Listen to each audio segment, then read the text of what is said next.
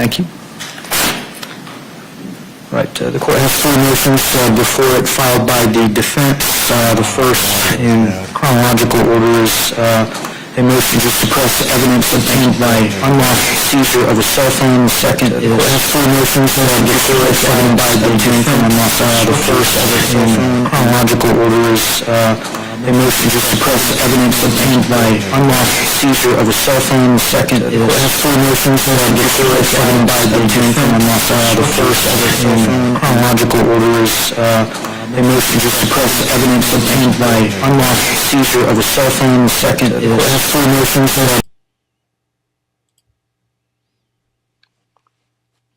Is it any better yet? Hold on.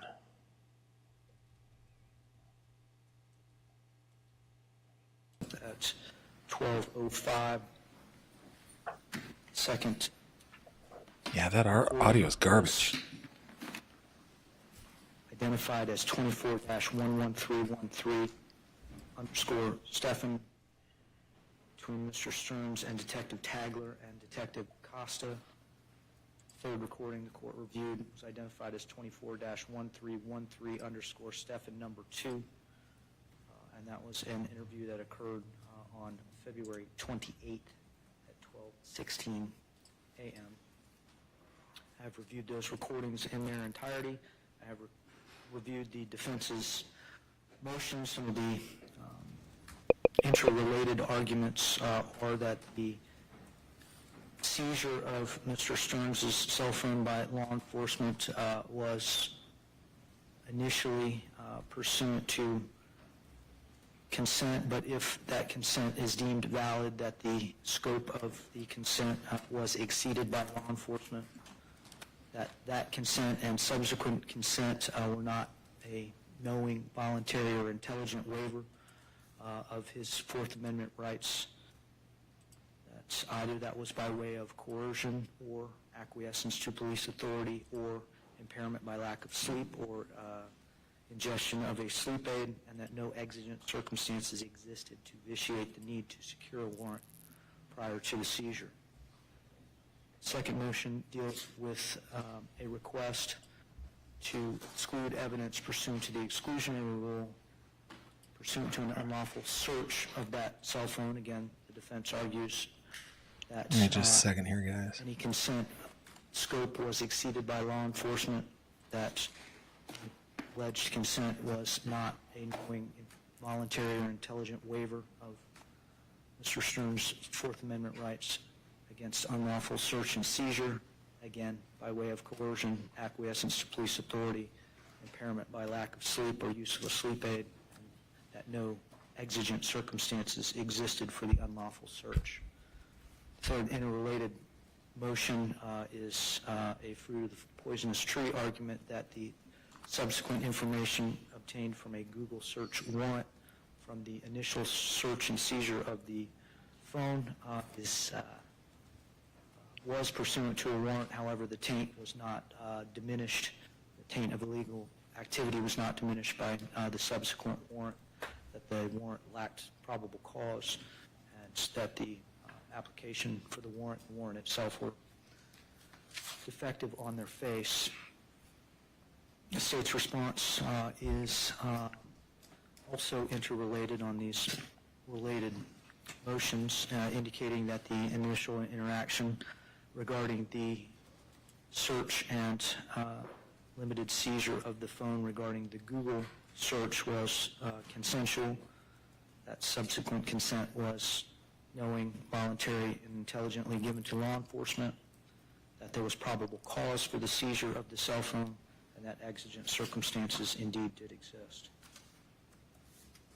They further argue as to the motion to suppress evidence obtained from the Google search warrant, that there was indeed a warrant in this case, that the burden would fall upon the defense to establish standing, and that a recitation of their argument is not evidence to be considered to shift the burden. They also indicate that the warrant had the requisite temporal and peculiarity requirements, and if defective, that law enforcement relied on a good faith exception to conduct the investigation of the Google information. So as to the initial So guys, I've got motion to some suppress technical issues on my evidence side. I'm not going to be able to show a lot seizure of the cell phones, as the state concedes. comments like I have in the past. No, Your Honor. Thank you. Defense. Defense will invoke the rule of sequestration and call Mr. Stephen Stearns. Thank you. The rule of sequestration has been invoked. If you are a potential witness in this case, we're going to ask you to please remain outside of the courtroom. Please do not discuss the facts of the case with anyone, including other potential witnesses. So I'm just taking a break from You're work an right now. idiot if you're on Medicare and still haven't gotten your $900 reloadable senior card because it will pay for all the groceries you want for the rest of your life. Let me explain. Let the truth so help you God. I do. All right, can you please state and spell your last name for the record? Stephen Stearns, S-T-E-R-N-S. And Mr. Stearns, did you come into contact with law enforcement in January of 2024? I did. During your contact with law enforcement, did they seize or take an item from you? Yes, they did. What item was that? That would be my cell phone. Do you know what type of cell phone it was? It was a Samsung Galaxy, I believe it was a 24. And what was your understanding, if any, as to what they were going to do with it? They were just going to check my Google Maps and check to see if I was logged into Google, and that was it. That was all I agreed to. Were you shown or did they have a warrant? They did not. No further questions, Judge. Thank you. Any cross requested? Yes, Your Honor. Thank you. Ms. Fennell? Can I have just a moment? Yes.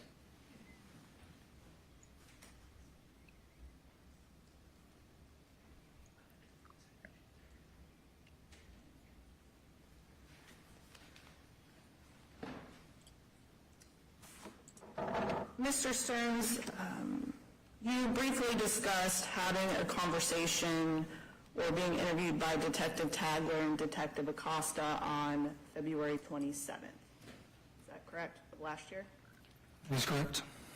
And pursuant to the questions you were just asked, you had indicated that you did not consent to the search of your cell phone. I consented only to them looking at the Google Maps and checking to see if I was logged into Google in the first place. Did you have the opportunity to see what law enforcement was doing on your cell phone? No, as Acosta was still talking to me, Tagler walked away and began searching all the things that I did not consent to. Really sorry about the bad sound, Isn't guys. it true that she actually handed your phone back to you? Briefly, when she told me to input my PIN because it had locked itself. And Detective Tagler actually mentioned looking at your history, which you okayed, correct? Your Honor, can we approach? Yeah, come on up. Maybe the technician can figure out the sound while they're doing that.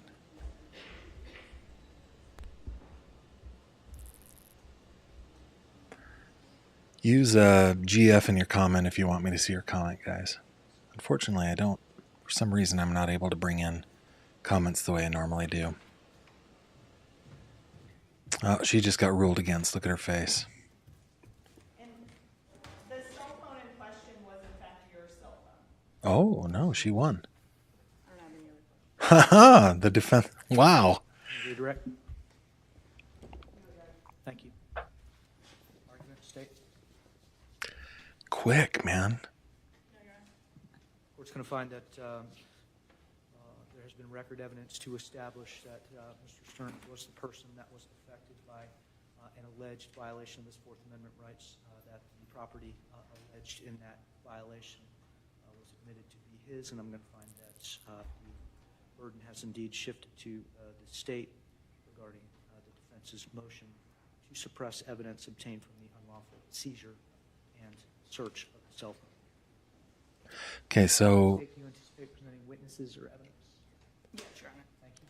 guys, I'm just going to pause it here for a second, okay?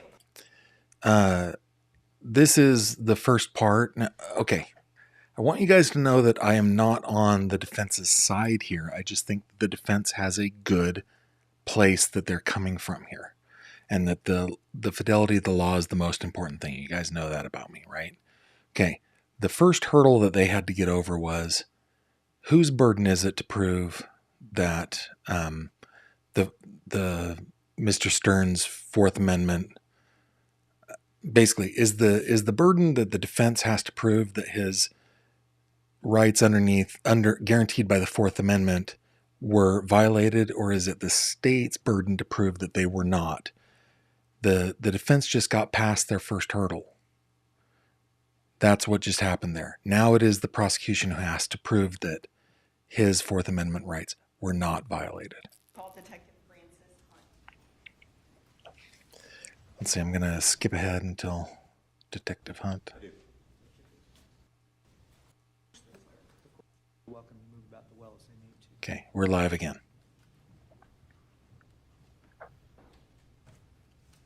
Good afternoon. Will you please say your first and last name and spell both of them for the record? Francis, Francis, Hunt, Hunt. How are you employed? I'm a detective with the Orange County Sheriff's Office. What was your assignment with the Orange County Sheriff's Office in February of 2024? I was and am currently assigned to the Domestic Crime Squad. How long have you been assigned to that particular squad? About a It's year a and tough squad, I bet. How long have you been with the Orange County Sheriff's Office? about 5 years. Were you assigned to the investigation into Madeline Soto, who was reported missing? Yes, ma'am. Did you have the opportunity to come into contact with somebody identified as Stephen Stearns? Yes, ma'am. When did you have contact with Mr. Stearns? The morning of February 26th, 2024. Glad sound is a little bit better now. February 26th, the Monday, or February 27th, the Tuesday? I believe it was the Monday. Or Oh, wrong it one. was actually the Tuesday morning, I'm sorry. Tuesday. At the time that you had contact with Mr. Stearns, had the Orange County Sheriff's Office already been investigating the disappearance of 13-year-old Madeline Soto? Yes, ma'am. Did you have contact with Mr. Stearns and conduct an interview about 12 in the afternoon on February 27th of 2024? Yes, ma'am. And can you describe Mr. Stearns' demeanor during your encounter with him? Nothing particularly notable. He seemed to have, I think he had just woken up about an hour before I made contact with him. He was an average demeanor, nothing particularly notable about it.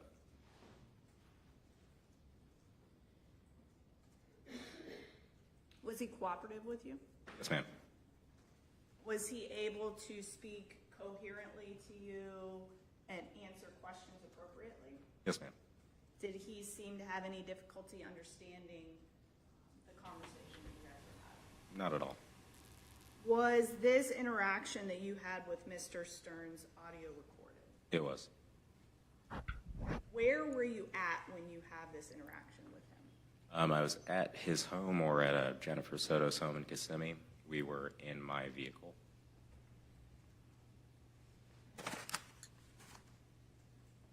Was this located at 4012 Santa Maria Drive in That's it.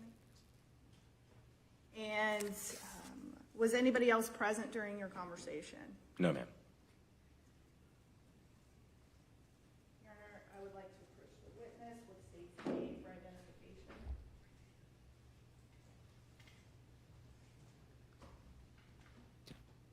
Did you have an opportunity to listen to the recording on state's aid for identification? Yes, ma'am. Is it a fair and accurate recording of the conversation that you had with Mr. Stearns on February 27th of 2024 at approximately noon? Yes, ma'am. Your Honor, at this time, the state will seek to introduce in evidence what's been marked state's A for identification, and the evidence is state's 1. No objection. Hayes and Alpha will be received as States 1 for purposes of this hearing. Curious. I don't think that these exhibits will be available to us publicly yet.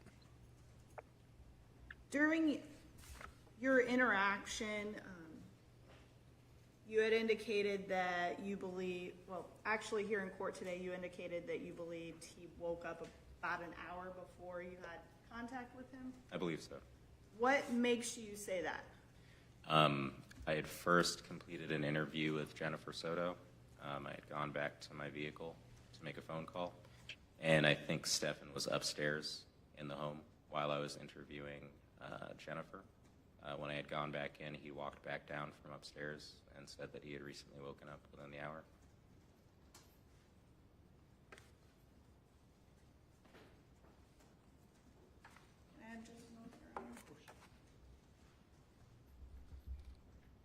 No further questions. Cross-examination? Good afternoon, Detective. Good afternoon. So just to be clear, when you're doing this interview, you're inside of the house, right? I was in my vehicle. Okay. When you first met with Mr. Stearns, you met him inside the house? Then? In the house, yes, sir. Okay. And then you took him outside and put him in your vehicle, right? Yes, sir.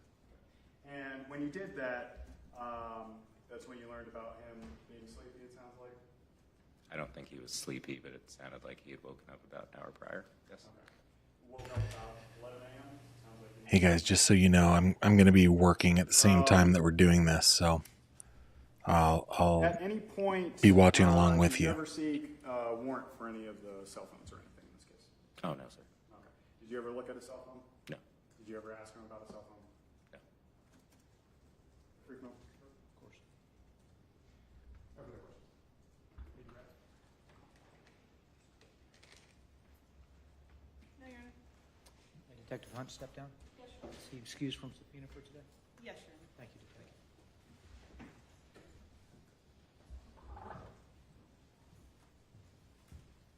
May I call your next witness? State calls Detective Myra Tagler.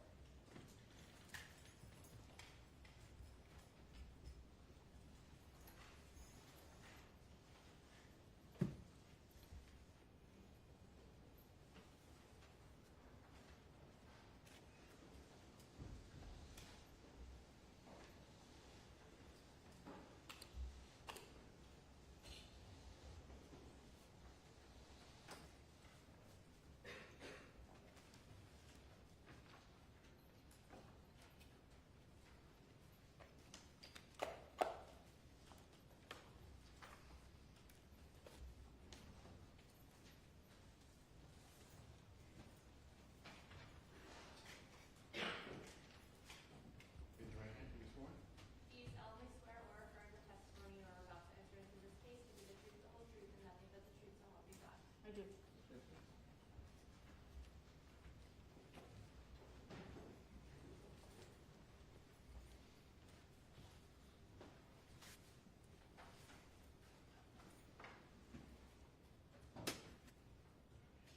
Will you please say your first and last name and spell both of them for the record? Myra Tagler, M-A-I-R-A, last name T-A-G-L-E-R. I remember Orange Detective County Sheriff's Tagler Office. was always the clearest on the recordings too. 9 years? In February of 2024, what was your assignment? I was assigned to the sex crimes unit. Are you still assigned to that particular unit now? Yes, ma'am. How long have you been in that unit? 3 years and 2 months. Were you working in your capacity as a detective in that unit on February 27th of 2024? Yes. Did you become involved in the investigation into the missing juvenile named Madeline Soto? Yes. How did you become involved? I was tasked to assist the primary detective at the time, Detective Hunt, with canvassing. About what time do you respond to assist in the investigation? It was about 4 p.m. And this was on February 27th. Yes. And where is the initial location where you responded to? It was in Hunters Creek, Did you respond to a residence in Hunters Creek or somewhere else? somewhere else. Did you respond to the command post? Yes. When you get to the command post, do you learn any information regarding the investigation? Yes. What information do you have after leaving the command post? What information did you get? I was advised of we have LPRs, which is tag readers, and I was advised of the direction of travel that Stefan's vehicle had traveled the day of the incident. Were you aware on this date and time that Madeline Soto had not gone to school on February 26th? Yes, Were you aware that she had not been seen since the morning of February 26th? yes, And the information regarding the tag reader, did law enforcement did law enforcement identify the tag that was on a vehicle that the defendant had access to? yes. And what was some information that you got regarding the location of the defendant's vehicle on the morning of February 26th, the Monday? He had traveled southbound 3 times on South Jungin Parkway towards Kissimmee, which was away from the direction of Madeline School. Are all of these times early morning and late morning? Both. And then did you also get some information that in the afternoon, the car was traveling in and out of St. Cloud, Florida? Yes, Specifically, the travel on southbound South John Young Parkway, were those times consistent with what the defendant had described to law enforcement as his location were? they were not. And were these, the initial time was around 8:15 in the morning? I believe it was 8:10. And then there was another one around 10 o'clock in the morning? Yes, And then almost around noontime? yes. Thank you. Overruled as to leading, I've got a question. The times that you just gave were for identifications of the tag LPR. through the LPR system. Thank you. Overruled. Continue. And then the afternoon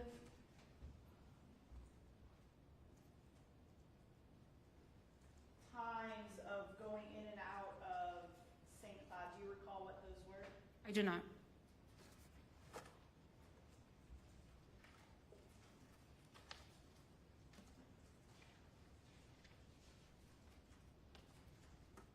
Did you document those times and locations in your narrative that you drafted for this Yes. case? Would looking at your narrative assist in helping you remember the specific times that the vehicle was traveling in and out of St. Cloud? Yes.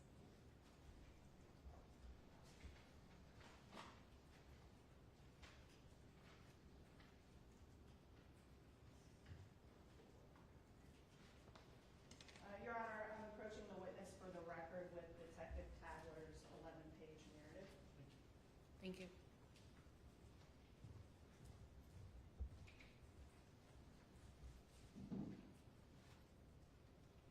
I'm looking at page 4. Does page 4 help refresh your memory as to the times that the vehicle was picked up on a tag reader going in and out of St. Cloud? Yes. What times was it traveling towards or into St. Cloud? It says eastbound on US 192 and Pecan Street at 13:05 hours, and westbound on US 192 and Academy Drive at 14:23 hours.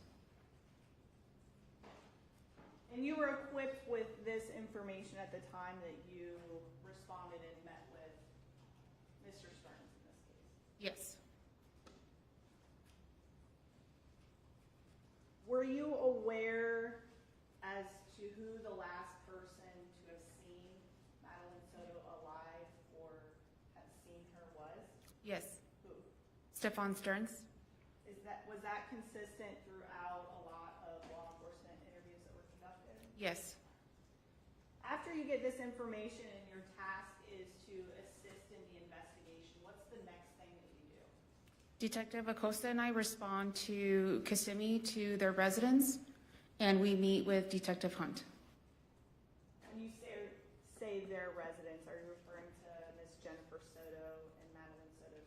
Yes, That would be on the Santa Maria Drive. yes. When you get to the address, who is there? Detective Hunt is there. There's other patrol deputies on scene, and Jennifer and Stefan. Is there law enforcement conversing with either Jennifer Soto or Stephen Stearns? Not at the time. Who is the first person that you speak with? Detective Hunt. Does Detective Hunt relay information that he obtained during an interview with the defendant to you? Yes. What information do you recall receiving prior to your interaction with the defendant? He stated that he had spoken to Stefan and Jennifer, and to his knowledge, Madeline had not made it to school, that Stefan had dropped her off near the school, and that they were supposed to go to McDonald's, but they didn't. And then he watched her walk towards the direction of the school, and then he went home. Did you receive at that time any information about the sleeping arrangements on February 25th of 2024, the night before? Yes, Detective Hunt told me that Madeline and Stefan had slept together in room number 4 because Jennifer needed to get more rest that morning. Equipped with this information, did you come into contact with Stephen Stearns? Yes, How did you know who was Stephen Stearns and how to find him in the area? Detective Hunt pointed him out. Was your encounter with Mr. Stearns audio recorded? Yes. As a detective, what is your uniform, for lack of a better word, when you are at work? What do you wear? Professional attire, like I'm dressed right now. You're not in a police uniform when you make contact with Mr. Stearns? I am not. How about Detective Louis Acosta? Same, not in uniform. Does anybody approach Mr. Stearns with you and Detective Acosta? No. Where is Mr. Stearns when you approach him? We're all standing behind his vehicle. When you say his vehicle, who are you talking about? The Lincoln? So the defendant's Lincoln. Yes. And at this point in time, is the defendant handcuffed? He's not. Is the defendant free to leave? Yes. How is his demeanor, meaning the defendant's demeanor when you're interacting with him? He was very emotionless, but otherwise able to answer every question that we had for him. Did the defendant, seem groggy, confused, unable to communicate with you? He did not. Did the defendant respond appropriately to questions that you were asking? He did. Would you classify his behavior towards you as cooperative? Yes.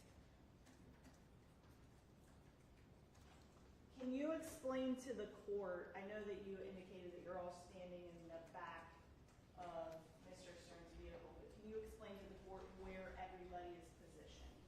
Yes. I was standing on the left side of the trunk. Stefan Stearns was standing directly next to me. We were basically shoulder to shoulder. And Detective Acosta was standing closer to the wheel well on the right side and the corner of the car. Was Mr. Stearns' path of travel impeded by either of you? It was not. Was Mr. Stearns free to leave? Yes. Did Mr. Stearns ever communicate with you either verbally or by body language or physically a desire to end the communication with you? He did not.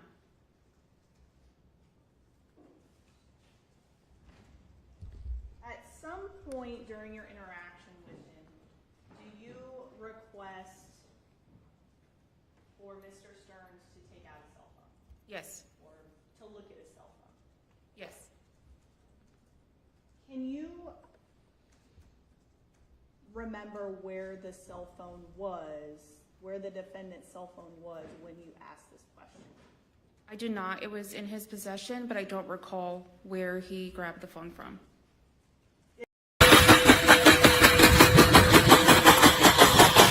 Most people are too lazy to do this, but it saves. Who entered the pass?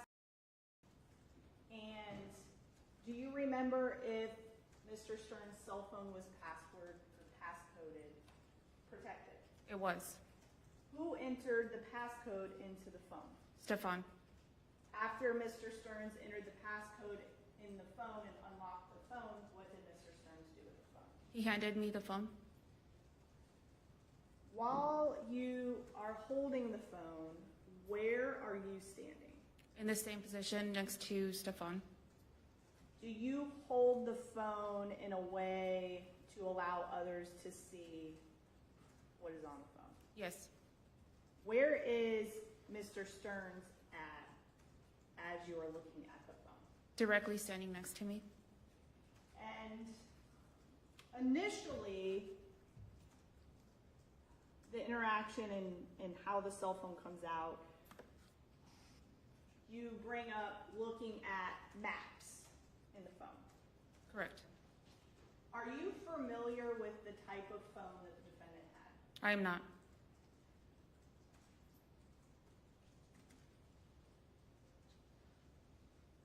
Do you also inquire as to taking a picture of, quote unquote, your history, the defendant's history? Do you remember that? Yes. And that's also encompassed in the audio recorded interview. Correct.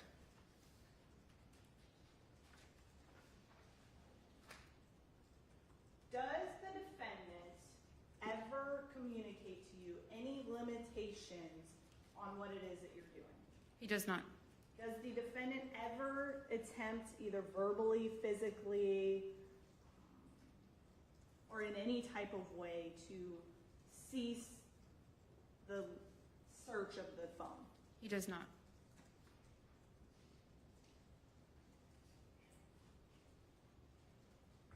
After you look at the maps, the history, what did you see? Or what did you notice in what you saw on the phone? I noticed that he had mentioned that he uses Google Maps for basically everything to check locations, the time, places open and close. And I noticed that on his Google history, it was very minimal. There was not a lot of traveling that was consistent to what he had originally said to both Detective Acosta and I. So then after that, I went to his call history and I noticed that there was also not a lot of information on his call history. And this was after you mentioned looking at his history. Correct. And during this entire time, did the defendant ever cease or withdraw his consent, either verbally or physically? He does not.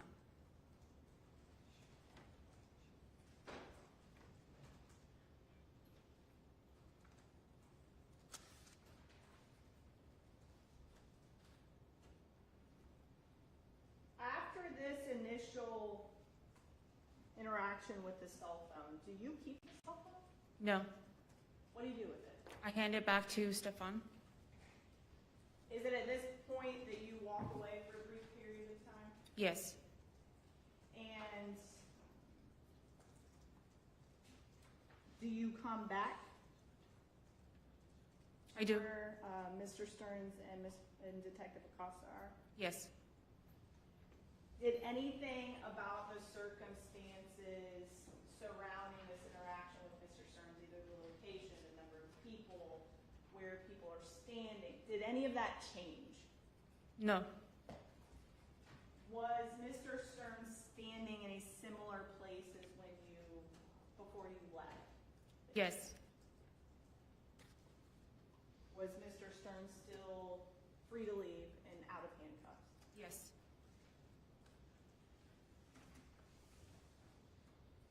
At approximately 7:57,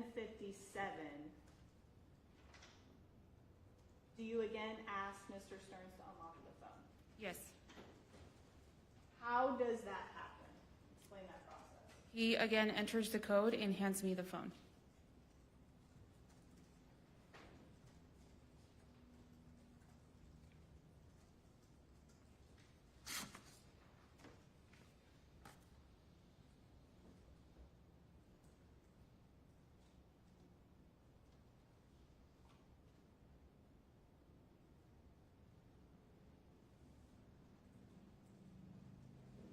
At some point, do you bring up the lack of call history to the defendant? I do. What was the defendant's explanation? He said he had accidentally factory reset his phone.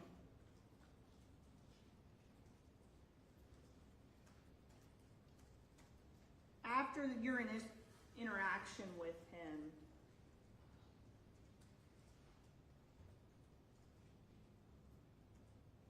you knew all of that information that you had previously explained that you knew.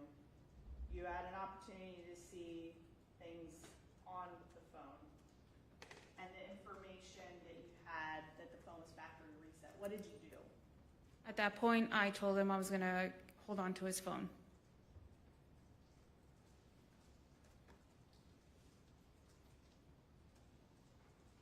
And that was approximately at 8 p.m., 7:59, 8 p.m. on February 27th of 2024. Correct. After this interaction with him, did you secure anything else No. other than the cell phone? Did you secure anything else or Well, I did ask him to refrain from going back in his vehicle. his vehicle, meaning the Lincoln? Yes. Was Mr. Stearns able to enter and exit Jennifer Soto's vehicle during the time between your two interviews with him? Yes. Was he free to walk about? Yes. Did you or Detective Acosta remain where Mr. Stearns and Ms. Soto were? No. What were you doing in between your two interviews? After speaking with Stefan Stearns the first time, Detective Acosta and I went to the front of the apartment complex to speak with management and ask them to review their surveillance. After doing these additional tasks, do you speak to Stephen Stearns a second time? Yes. This is approximately 12:15 in the morning on February 28th, right? Yes. Was Mr. Stearns handcuffed? He was not. Had his movements been restricted in any way by you during your conversation? No. Were you wearing the same clothes that you had worn a couple hours earlier? I was. Who was with you when you spoke with Mr. Stearns? Detective Acosta. At any point in time during either of your interactions with Mr. Stearns, did you or Detective Acosta remove a firearm from your persons? Did you guys take your guns out? No. Did you threaten arrest or anything like that during your interactions with Mr. Stearns? No. This second interview that you conducted, was that also audio recorded? Yes.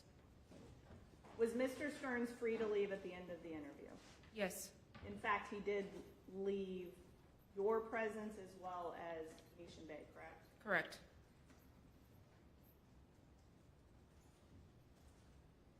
Was Mr. Stearns' demeanor the same or different? It was the same. Did you have any issue communicating with Mr. Stearns? I did not. Was Mr. Stearns cooperative with you? Yes. And during this second interview, did you explain what law enforcement was seeking to do with Mr. Stearns' phone? I did. What did you tell him? I asked him we wanted to, or I told him that we wanted to download the phone to see if we can get more information from his maps. And then he said that that was fine. Okay. Are you sure that you specifically said that you wanted to download information, specifically the maps? Not just the maps, just any information on his phone. I told him that we wanted to get more information from his cell phone. Do you remember using the words, That's an interesting clarification. we want to download your phone, we want to go through your phone? Yes. During this encounter with him, I think that's an important clarification too. request specific consent from him to be able to go through the phone, right? Yes. Do you explain to him in your question what is going to happen or what your alternative route to obtaining that cell phone download is? Yes. What did you say? When I explained to him what we wanted to do with the cell phone, I asked him if I had his consent to download the phone or if I had to obtain a search warrant.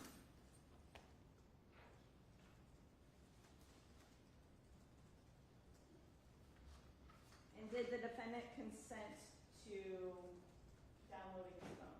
Yes, Did the defendant provide you verbally with the passcode to his phone? he did. At the time that this interaction happened, did you or Detective Acosta impede or restrict Mr. Stern's movements in any way? We did not. At any point in time, did Mr. Stearns seek to limit the scope of the cell phone download? He did not. Did you provide Mr. Stearns with your phone number or a way to get a hold of you after your interaction? I did. And did you give him any information as to when you would be accessible through that cell phone? I did. What did you tell him? That my phone was on 24/7. At any point in time, did Mr. Stearns reach out to you to either withdraw consent or limit the consent? He did not. Are you sure that he had a way to communicate with you? Yes. How do you know that? Because Jennifer had her cell phone with her. Are you sure that, do you know if Mr. Stearns and Ms. Soto left Venetian Bay together? They did. Do you know which vehicle they were in? In Jennifer's vehicle.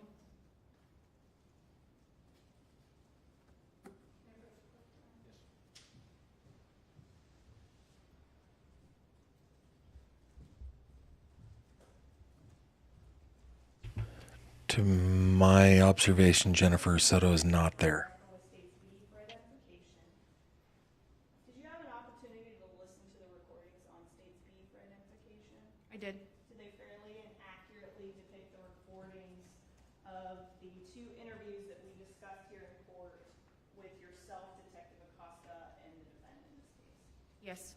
Your Honor, at this time, the state received interviews and evidence what's been marked B for identification and evidence of state two. Be a composite exhibit with both recorders. Yes, Your Honor. Thank you. No objection. These and Bravo will be received as stated. Can I have just a moment?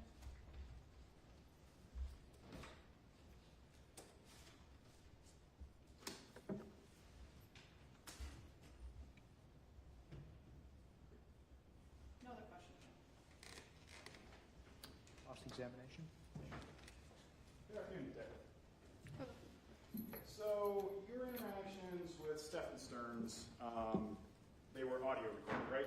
Correct. Okay, they weren't video recorded? No. Okay. And let's paint that picture. When you arrived on scene, you said that it was you and another detective present, right? Correct. Actually, I think it would have been 3 detectives, right? You, Acosta, and Hunt? Hunt was already on scene. Detective Acosta and I arrived later. Okay, so 3 detectives now on scene. Correct. Okay. And alongside those detectives, you said that they were patrol deputies, right? Yes. From the Orange County Sheriff's Office? I don't recall if it was us or Kissimmee. Okay. Were they wearing uniform? Yes. Did they have their badges? Yes. Did they have their guns? Yes. Did you have your gun? I did. And did you have their badge? I did. Okay. And when you arrive on scene, you said that you first went to talk to Detective Hunt, right? Yes. Okay. And then afterwards, at one point you start talking to Stephen Stearns, right? Yes. Okay. And this is outside of his house Correct. because it's not allowed to go inside his I house. have not observed At them this being point, in the the house courtroom, is but they not might be. Right. And when you're talking about security, that's for securing for searching the house, right? Correct. Okay. So the deputies are making sure that he's not going back inside his house, right? Nobody's doing that. Okay. So at what point, let me ask it this way, how did he get outside of the house? I don't know. I wasn't there when he was outside. To your understanding, how did he get outside? I'm not sure. The law enforcement have told him to? I wasn't there. Okay. And when you're That's talking with him, at an no point experienced did you say, witness there. Go back inside, right? I did not. At no point did you say, you're free to leave, you can drive away, right? I did not. Actually, and you kept him from going inside his own vehicle, right? I did. Because that was being secured for searching too, right? At that time, I just asked him to refrain from going back in his vehicle. Okay, so you didn't even tell him it was for a search? Not at that time. I wasn't sure what we had at the moment. Okay. And then when you're talking with Mr. Stearns, you kind of give us general overview that you said that he consented to searching his phone, right? Yes. Okay. Your specific question to him at first, going through the timeline, is do you mind if I look at your maps real quick, right? Correct. At no point did you say, do you mind if I dig through your entire phone at this point, right? I did not. Okay. And then when you get to the next question, it's do you mind if I take a picture of your history, right? Yes. Okay. Not take a picture of his lock screen? No. Not take a picture of his home screen? No. Not take a picture of his call history? It was his history. Not take a picture of his emails? I did not. Not take a picture of the entirety of his phone, just his history, right? Correct. Okay. And then when you get to the next thing, you say, is it okay, let me make sure this is right. Is it okay if I go in your settings real quick? I just want to see if you're logged onto your Google, right? Yes. And at that point, Mr. Stearns tells you that he is not logged into his Google, right? Correct. Okay. But then you keep pressing and then you say, is it okay if I check? I asked, I didn't press. Okay. You asked if it's okay you checked? Yes. Okay. And at that point, it was just to check whether he was logged into his Google, right? Correct. Not going through the entirety of his phone. Correct. You never asked him, can I go through the entirety of your He phone? was standing next to me while I was on his phone. Okay, so it's your basis that he has to say no, you can just keep digging until he says stop? Correct. Really? He was standing next to me and he saw what I was doing on his cell phone. That was a mistake right there. I did not. Did you ever ask him to go into his call history? I did not. Did you ever ask him to go through his Google Drive on the phone with him?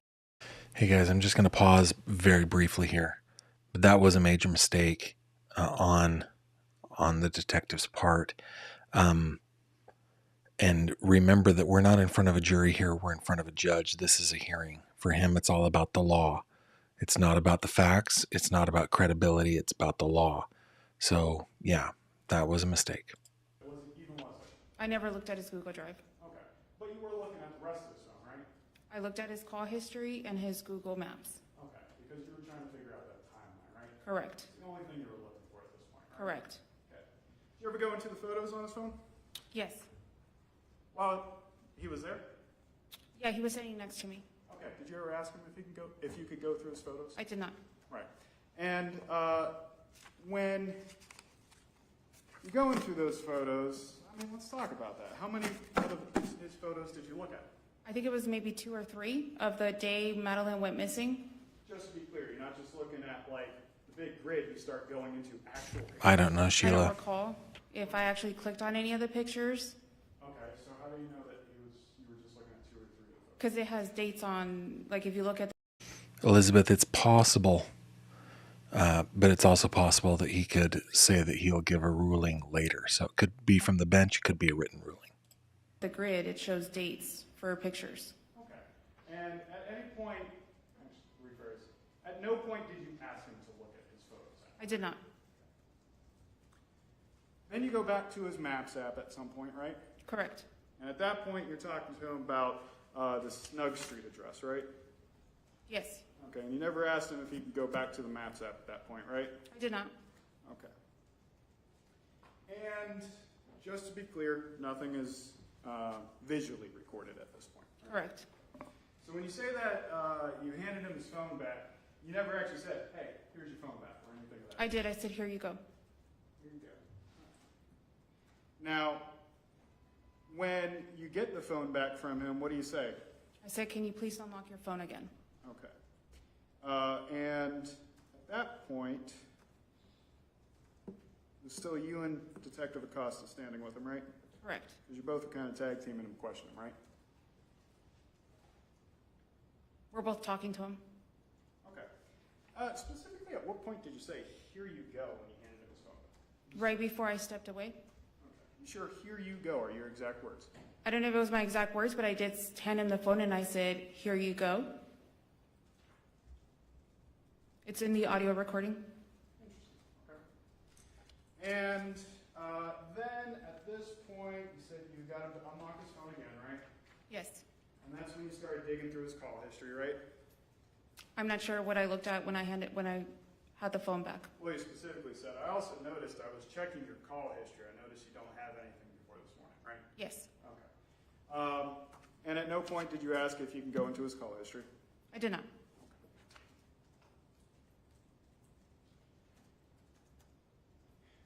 took the phone from him, what time was that? About 8, a little after 8? 8 at night? Yes, Okay. Just to make sure we're painting that picture clear too. 8 o'clock at night, you're speaking with him, right? correct, About 50 to 60 degrees outside? correct. Okay. And law enforcement's been standing around with Mr. Stearns outside? He went to Jennifer's car after me and him spoke. Okay, but before you and him spoke? I can't answer that question, I wasn't there. Okay, when you first showed up, where was he?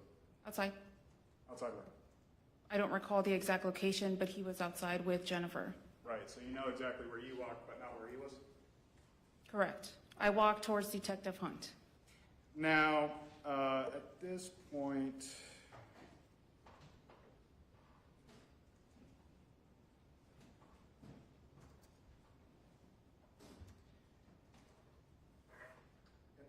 you collect Mr. Stearns' phone away from him for the final time that he has his hands on, right? Correct. Let me bring that back. Sorry. And when you take that phone away from him, you don't ask Yeah, him. this is exactly how I feel, Christina. I already had the phone. Yep. Right. And then you told him specifically that at this point, we're keeping your phone. Correct. Okay. Didn't give him a choice. I This said, "I'm old gonna keep your system phone. sucks. We want to download your phone. Excuse me, what was the exact phrasing that you just said there? That we wanted to download the cell phone. You said that during the first interview.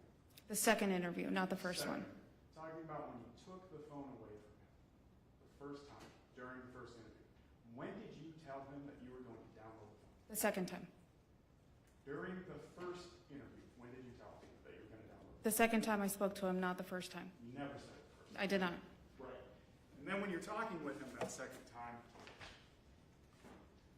you actually state to him, your exact words are, Objection improper. response? I'll rephrase it. When you speak with him, did you tell him that we had previously said that we were going to download the phone? Yes, And your interactions with him were recorded. correct.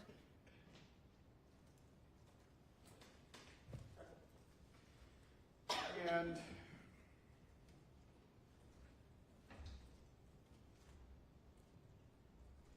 when you originally took the phone from Stephen Stearns, Mr. Stearns was concerned about staying in touch with his father, right? Correct. Okay. And that's the point where you told him, well, you can just talk to him through Jen's phone, right? Yes,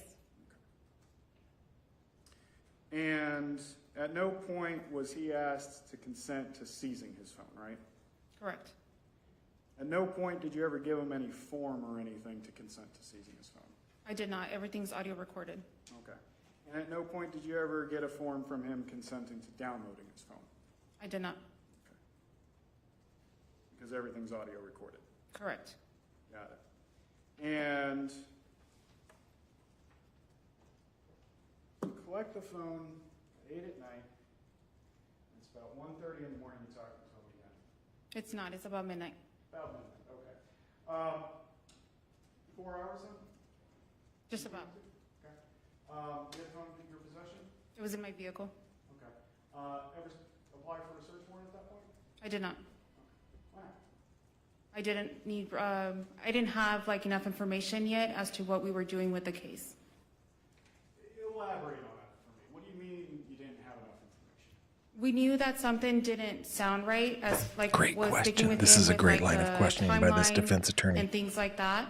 But we weren't sure exactly what we were doing yet. I was waiting for my supervisor to contact me. I love good lawyering, man. And when your supervisor contacted you, did he, And I really hope the defense fails here, but did he tell you to get a warrant? this is a good line of questioning. Tell you to try and get that cell phone downloaded? He did. Want to try Ozempic? Hang on. So this is Tirzepatide available right now.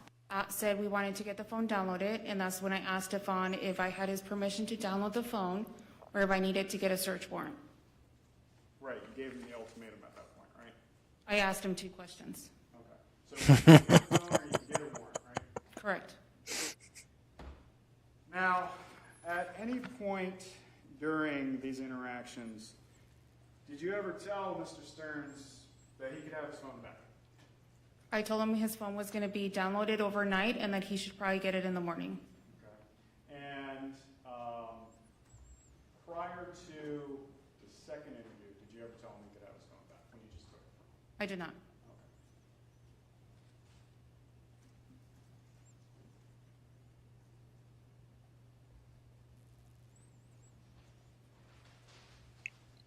I'm At any looking forward to seeing what the prosecution does with this. apply for a search warrant to... They're going to have to redirect. I did not. Did any other detective do that? No. Okay, because you're relying on that consent, right? He gave us consent to search his phone. It's a yes or no. Were you relying on the consent, or did you get a warrant? He gave me consent. Now, when you're speaking with him, you became aware that Mr. Stearns had taken medication, right? He said he had the night before. Okay, and that was Ativan? Yes. And he told you why he took that medication, right?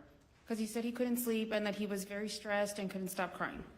Right, and then he was also having panic attacks, right? Yes. Okay. And you knew that? Yes, the night before. Why your question? During the first interview? Correct. And the second? Correct. Got it. You aware what Ativan does? I don't take Advance, so no. Okay. You ever deal with anybody that taken Ativan? No.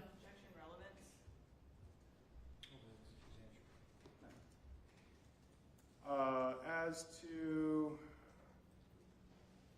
Mr. Stearns, he was wearing flip-flops at the time, right? Correct. Khaki shorts, Yes. thin hoodie. Yes. Told you he hadn't eaten all day, right? Yes. And was prevented from going inside of, sounds like his vehicle, right? His vehicle, correct. Okay. And again, couldn't go inside his own house. Or not his house, but the apartment. Not at the time. Okay. And at what time, rephrase, at 2:40 in the morning on February 28th, you submitted his phone to the Orange County Sheriff's digital forensics unit, right? I did not. You did not? No. Who did? Detective Acosta. Okay, so Detective Acosta was now in charge of the phone? Yes. Okay. You guys ride in the car together? We did not. You said the phone was stored in your car at some point, right? When we were talking, or when we were looking at the video, yes, it was in my vehicle. When did you turn over the phone to Detective Acosta? At the end of the night, after we secured the residence, which was around 1 in the morning, Detective Acosta was waiting for the tow truck for Stefan's Lincoln, and that's when I handed him the phone because he was going to Central Operations, and I was not. Okay. Was that the last time that you had involvement with the phone? Yes. Okay. So after the handoff, nothing else, just to be clear. In reference to, like, if I ever looked at the phone again? Yeah. Sure, I think it was like 2 days later. Okay. So at that point, the phone's still in your law enforcement's possession? Yes.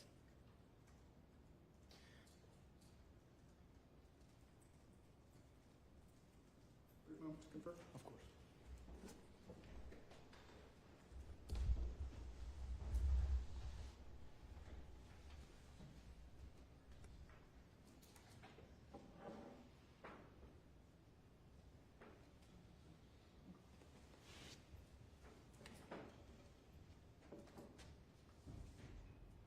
No further questions. Thank you. Redirect. God, I imagine they're going to redirect here.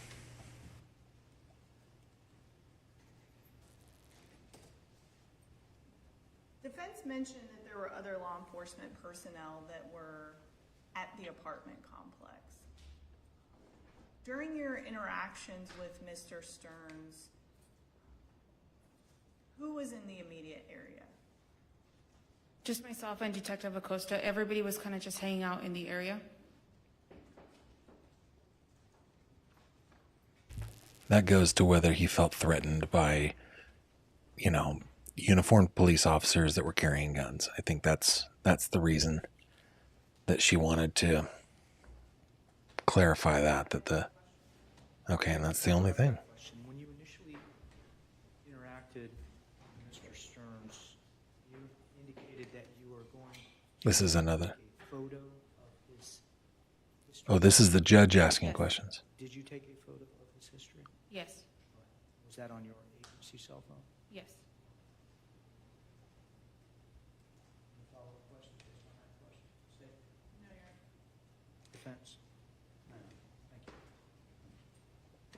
detective step down?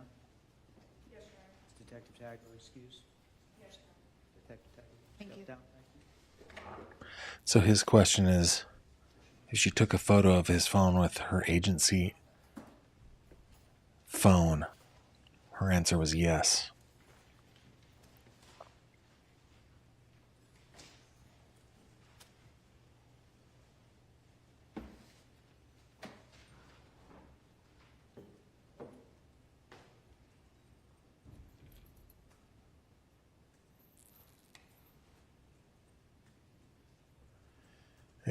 I think we're behind just a little bit. I'm going to make us live.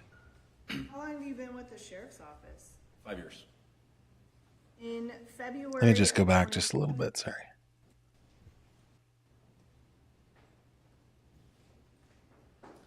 Will you please say your first and last name and spell both for the record? Louis Acosta, Luis Acosta. How are you employed? Orange County Sheriff's Office as a detective. How long have you been with the sheriff's office? 5 years.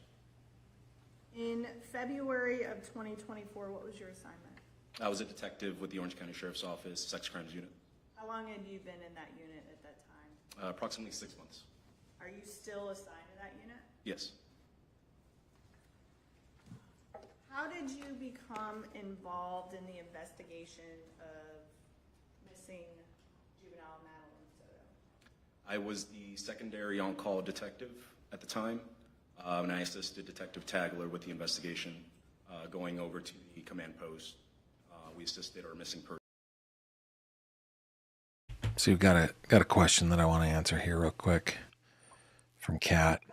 What would that indicate to you? I think you're talking about the judge's question about whether she took a picture of his phone with her phone. I think that probably goes to the what's it called, the in plain view doctrine. That to me, that probably likely was not something that she was allowed to do. But that is honestly just a guess. Just a guess. All right. Let me figure out how to get this off. There we go. All right, here we go. Person's unit at that time. What information did you learn at the command post? We learned that Maddie Soto had been missing for a little over 24 hours. She was 13 years old. We knew that the last person who had seen her was Mr. Stearns. Just, that basic information. Did you also get information regarding LPR tag reader hits on Mr. Stearns' Lincoln? Yes. And you also got the timing of those tag reader hits? Yes.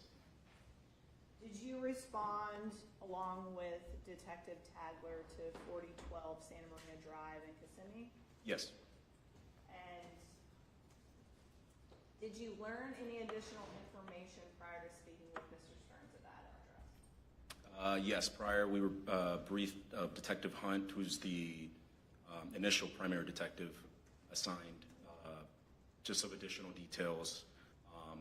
For example, that she slept in the same bed as Mr. Stearns, things like that.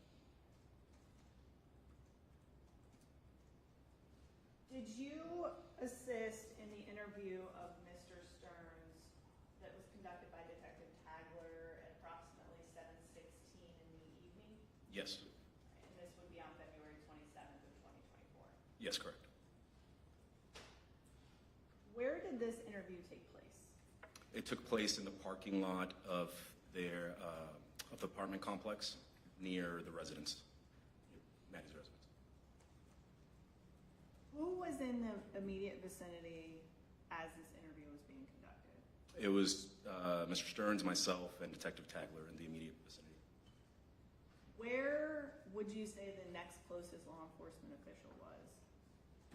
At least 25 yards away. She's really focusing on that. Were all of the law enforcement officials within view of where you were? The ones that were in the parking lot could see the general vicinity of where we were at.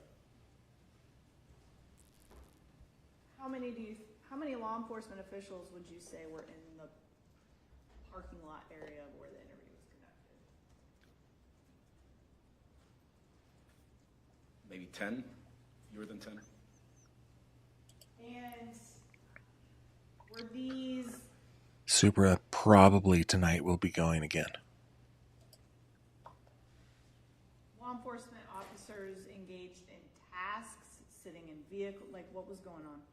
Yes, just kind of setting up a perimeter around the area, making sure media didn't get too close, just kind of standing by for tasks.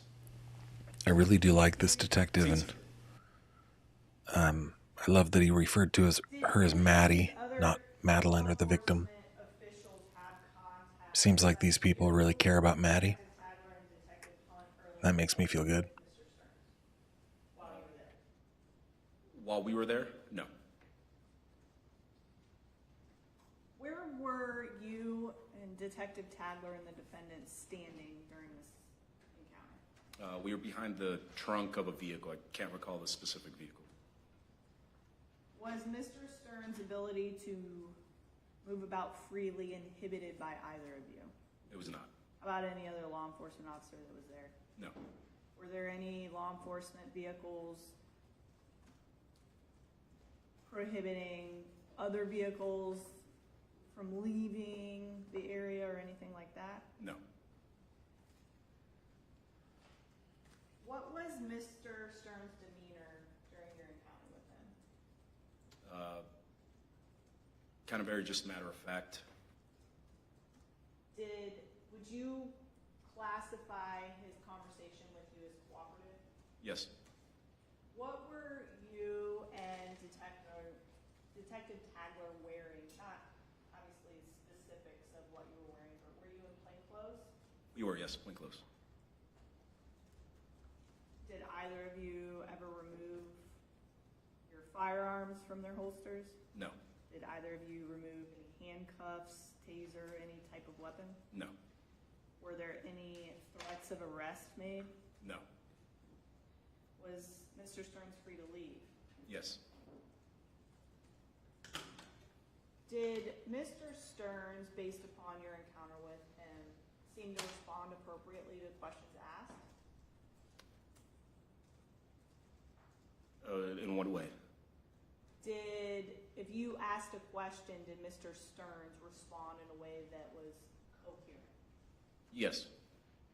Did you have any difficulty communicating with Mr. Stearns? No. She's trying to impeach the whole Ativan thing here. Fall asleep? She's doing a good job, too. Or asked to be excused from the interview? No.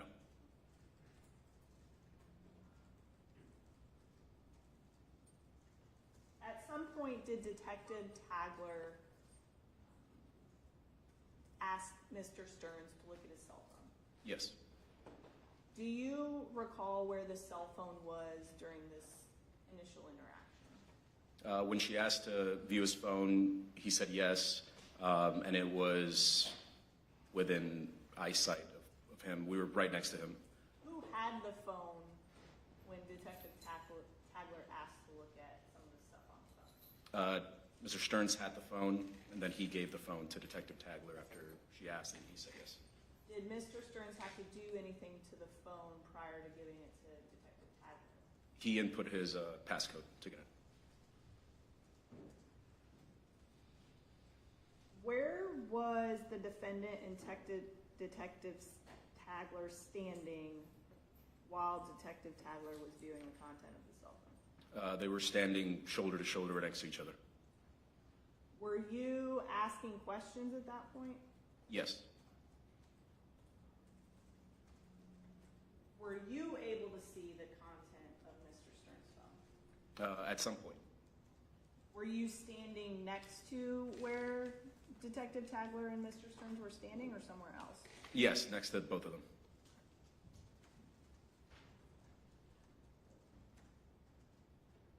Was Mr. Stearns facing the general area of where his cell phone was being displayed from? Yes.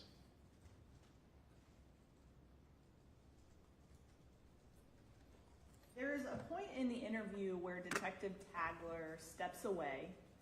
Prior to stepping away, what is done with the cell phone? She gives the cell phone back to Mr. Stearns. Do you continue to have a conversation with Mr. Stearns? Yes. At any point in time, does Mr. Stearns discuss the content of the cell phone or Detective Tagler's looking through the phone? No, I don't. At some point, does Detective Tagler come back? Yes. And is the cell phone brought out again? Yes. At this point, who had the cell phone? Still Mr. Stearns. When Detective Tagler asks for Mr. Stearns to unlock the cell phone again, does he do so? Yes. Does he have to enter the passcode again? Yes. Are the circumstances surrounding this interaction the same as what you described previously as far as location and people involved, the defendant's ability to leave? Yes.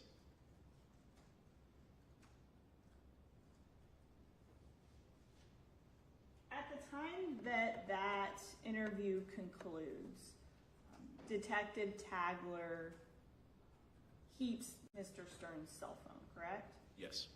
What information did you have together about the Madeline Soto investigation? So aside from what we had before, that she had been missing for over 24 hours, he was the last person to see her. There were many inconsistencies surrounding the time frame that he stated.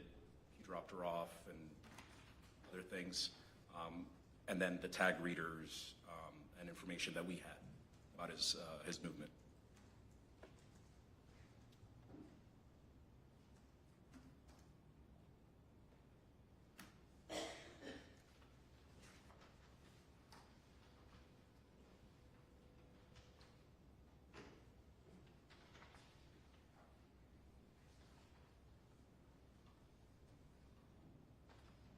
Had the defendant been straightforward with you and Detective Tagler regarding his movements? No. I should be more clear. His movements the morning of February 26, 2024. He told us certain movements that didn't correlate to the information that we had. Did you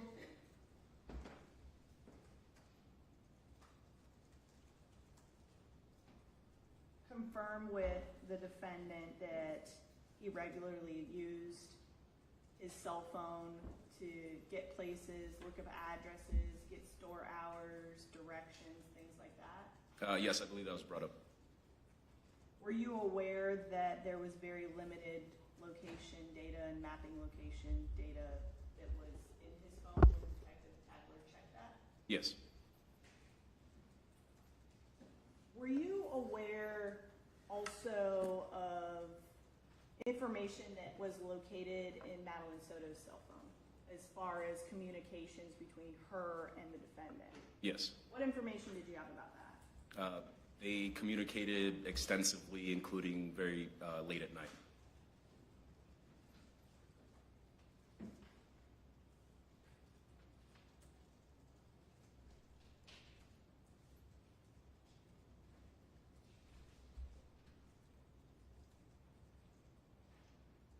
Were you also present with Detective Tagler at the conclusion of this interview between the second interview that was conducted at 12:15 a.m.? Yes. What were you guys doing in that interim time? So in the interim, we were I viewing haven't been able to from see the Tracy. apartment complex to corroborate the times that he came back into the apartment complex. Did you learn any new information when you did that? Yes. One of the surveillance videos that we saw, it appeared that there was somebody either asleep, passed out, or not awake on the inside the vehicle. What exactly did you have information as to the last clothing items that Madeline Soto was reported to wear? Yes. Was the individual in the driver's seat or passenger seat is what you just described? Yes, wearing the same Were they in the driver's seat or passenger seat? passenger seat, front passenger seat. What about their appearance makes you believe that they were not awake? Slumped over, kind of leaning back. Just did not appear to be. So establishing that they knew that she was dead at that point already. You observed this video between the first and second interview. Maybe she's trying to establish exigency here. And the individual that you just described, was that consistent with the characteristics that you were knowledgeable about Madeline Soto? Yes. The second interview, were you present at 12:16 a.m. when Detective Tadler again spoke with the defendant? Yes. And it was during this interaction where there was a brief conversation. Did you have a brief conversation with the defendant about what was seen in Madeline Soto's film? Yes.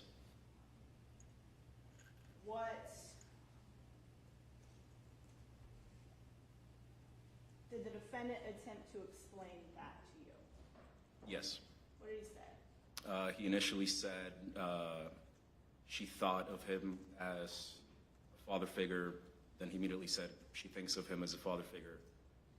Yeah. Said that it was a father figure-like relationship. I mean, that's what she's establishing here, that they already knew that she was dead. Detective Tadler then, So there were exigent circumstances. I bet that's where she's going to go. can you kind of elaborate on that encounter as far as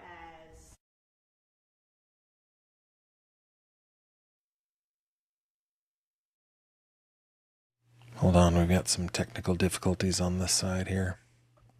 Let me see if I can figure it out.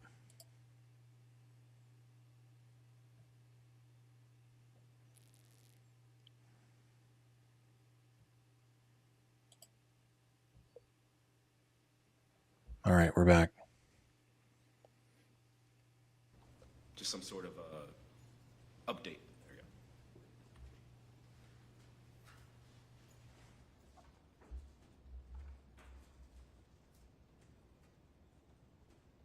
as a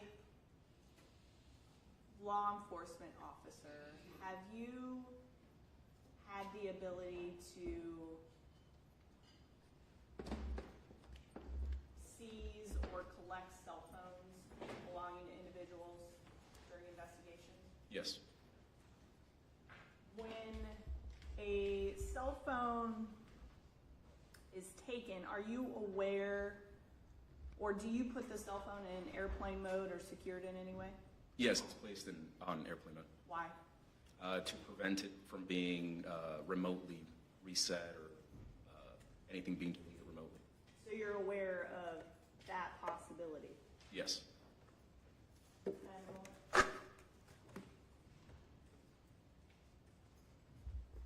further questions. Cross-examination. Good afternoon, Detective. Good afternoon. So the interactions between you and Stephen Stearns, that was audio recorded, right?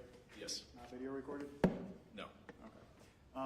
And it's my understanding that you have an agency-issued cell phone, right? Yes. And that has the ability to document photos as well as videos? Yes. Okay. Did you do any of that documentation, the photos and videos, while you were speaking with Mr. Stearns? I did not. When you said you arrived on scene, you said there was about 10 other either deputies or officers on scene? Roughly spread around the parking lot area. Okay. And you said that they were securing a perimeter, right? Correct. Making sure that media wasn't coming in and out of the apartment complex, right? Yes. Okay. So that means that there were going to be officers at the main entrance area of the complex? Yes. Okay. And they would have been staying right there the entire time, making sure who's coming and going, right? Yes. Okay. And then at this point, it sounds like the apartment was getting secured to search it, right? Yes. Okay. So does that mean putting up crime scene tape and everything? I can't recall if at the time of the interviews it had crime scene up. Okay. Some point it got crime scene data. though. Yes. Okay. And when you say that the officers, deputies, whatever, were in the parking lot, like, were they just clumped up in one group together or across the entirety of the parking lot? So some of the detectives were kind of in one group, and then uniformed patrol were kind of in the perimeter for scene security. And while State asked you if you ever removed your firearm, I just want to clarify, you had your firearm on you, right? Yes. And you're in plain clothes at this point, right? Yes. So is your firearm just chilling right there on your holster? Or- Yep. On my hip. Yep. Yeah. So it's visible? Yes. And you said that while you're questioning, well, you and Detective Tagler were questioning Mr. Stearns, you're both standing by a vehicle, right? Yes. I don't know whose it is, but it was a vehicle, right? Yes. Okay. And at this point, Tagler's questioning him, you're questioning him, he's in the middle of you two, right? I can't recall where he was between both of us. Okay. But you're all towards, it sounds like the back of the vehicle? Yes. Okay. And you had stated that while Tagler's taking a look at the phone, you're close enough to see it. He did voluntarily give them the phone. Yes. On the screen? Yes. Okay. So it's not like when we're saying that you're standing around the vehicle, somebody's over by the front of the car over here and somebody's all the way at the trunk of the car over here. You're all grouped up together, right? Correct. Now, it was during that first interview that you learned that the phone was factory reset somehow, right? Yes. And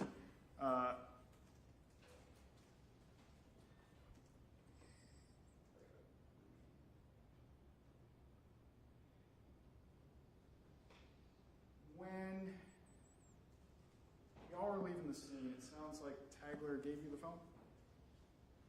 She gave it to Mr. Stearns. Okay. At the entirety of both first interview, second interview, everything, when you're taking the phone to the sheriff's. Oh, sorry. Yes. Yes. Yes. Gotcha. So you had the phone at this point? Yes. Before you had come into possession of the phone to take it back to the sheriff's office, it sounds like it was in Tagler's car? I'm not sure where it was. But between the first interview and the second interview with Mr. Stearns, it sounds like there's about maybe a 4-hour gap, right? Yes, somewhere around there. Somewhere around there. And at that point, you said that you went to the management to kind of take a look at the video surveillance, right? Yes. Okay. It'll take 4 hours to go through all the video surveillance? Not all just at the video surveillance. We were also debriefing kind of next steps, things like that, discussing the case. So when you're saying debriefing, like, right, just you and Tagler, or are you talking to other people? Other people, the unit, Okay, so where does that happen? in the management area. Okay. So at that point, while you're debriefing, roughly how many law enforcement personnel are there? I don't recall the number.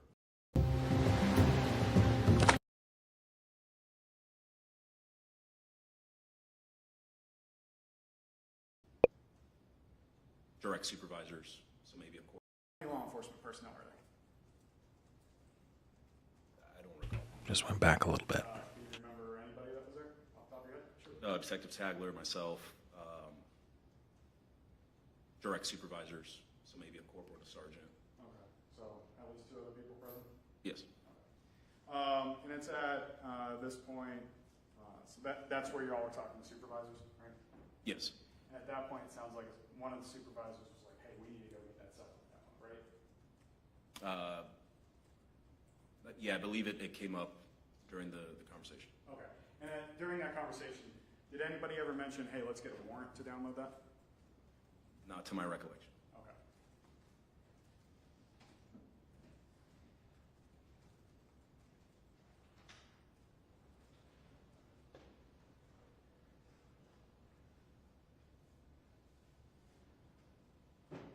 After you take the phone to the sheriff's office, do you ever interact with the phone again? No. Okay, so you just hand it off to the forensics guys and you're done? Yes. And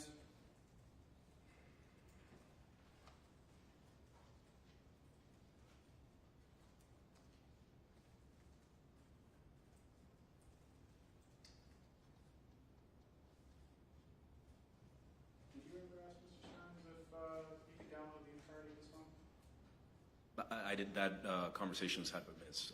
Detective Tagler. And did you ever seek a warrant to download the phone? I did not. Did you ever attempt to draft a warrant of anything? I did not. Your comment, Mr. Cooper? Sure.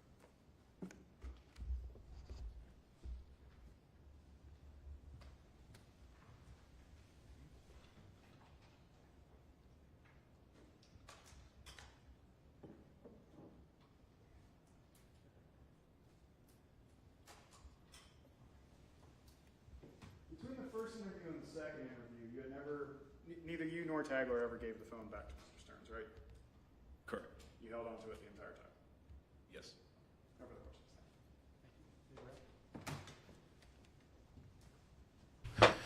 The issue at hand here is that an illegal seizure? Between the first and second interview with Mr. Stearns? Yes.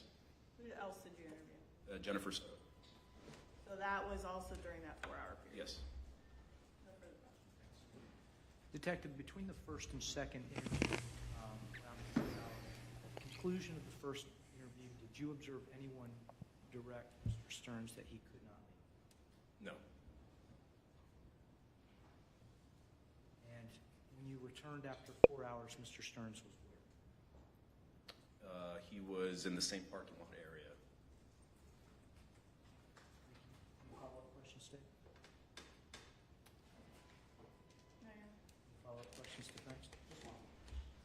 During that time span between the two interviews, did anybody tell him that he could leave? I don't recall that. Thanks. We can see where the defense is going here, right? That it would be a reasonable person who would believe that they could not leave if they're surrounded by uniformed police officers, armed police officers, plainclothes detectives, and so forth. That's what they're obviously setting up the argument for. On the prosecution side, they're going, no, he could leave at any time. But this is going to come down to the reasonable person standard, probably. What would a reasonable person think? Would they think that they are free to go? Would they think that they cannot leave? Of course, Stearns didn't testify to this at all when they interviewed him.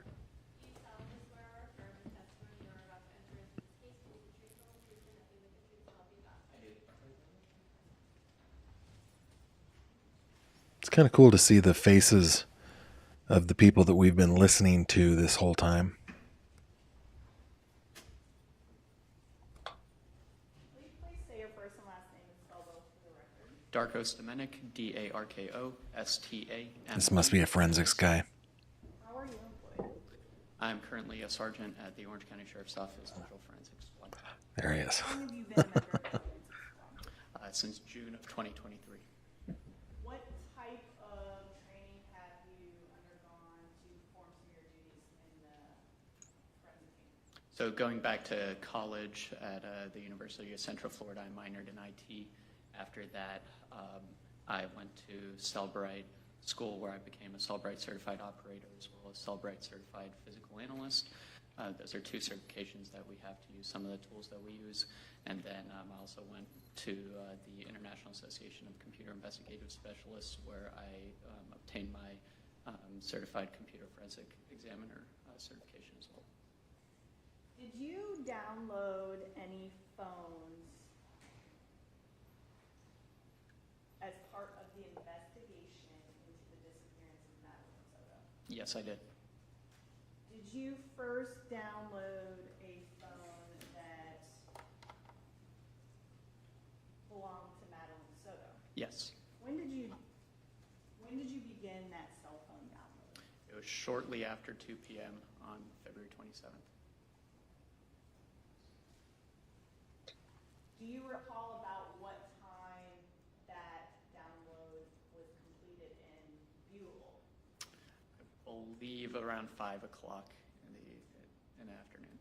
That's a couple hours. A couple hours, right? Okay. So, can you explain how an extraction is done with the equipment that you used in this particular case? Yes, so we have a tool that we use to extract the data. So we connect the phone to a tool.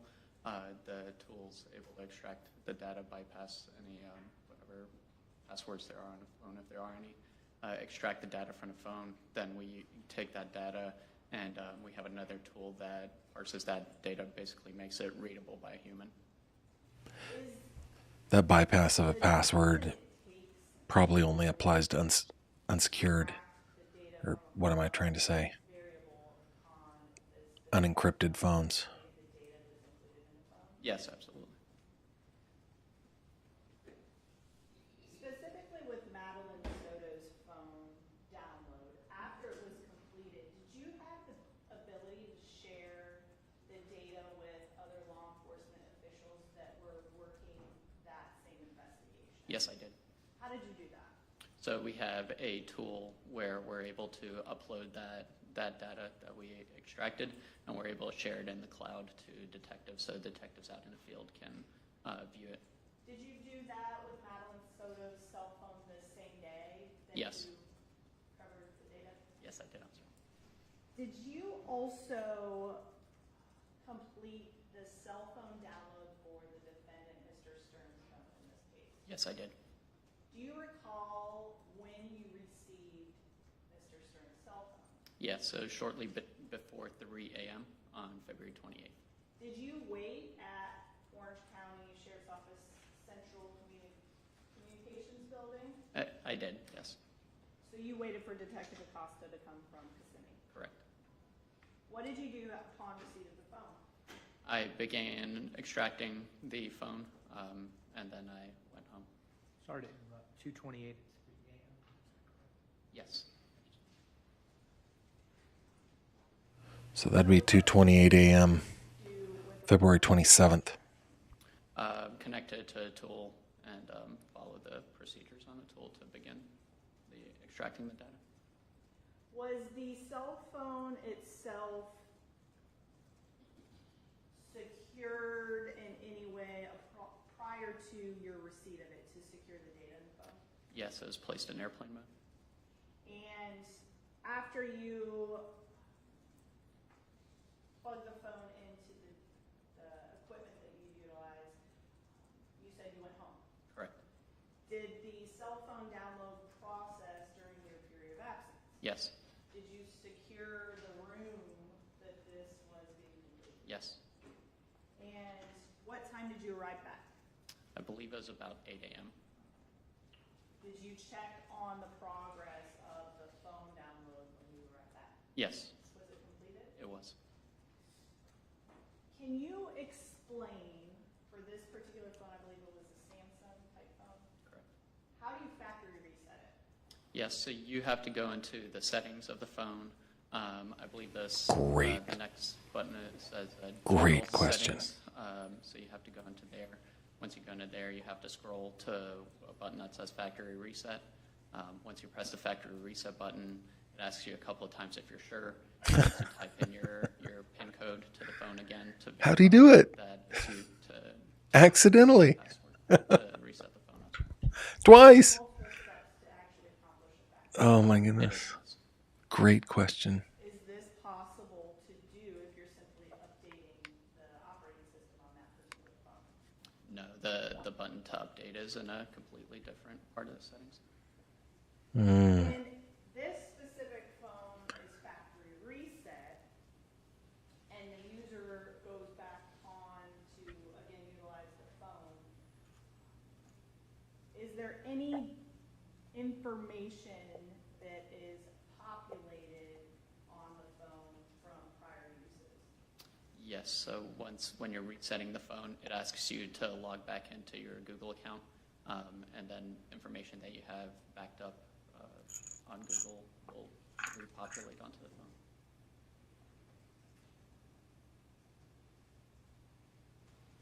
If the phone is placed in airplane mode, does that prohibit the phone from resyncing with a Google account? Yes, it does. If items are subsequently deleted from a Google account and the phone is in airplane mode, do the items remain on the phone if they did that? They do. Oh, this gives us a clue, guys. Big clue.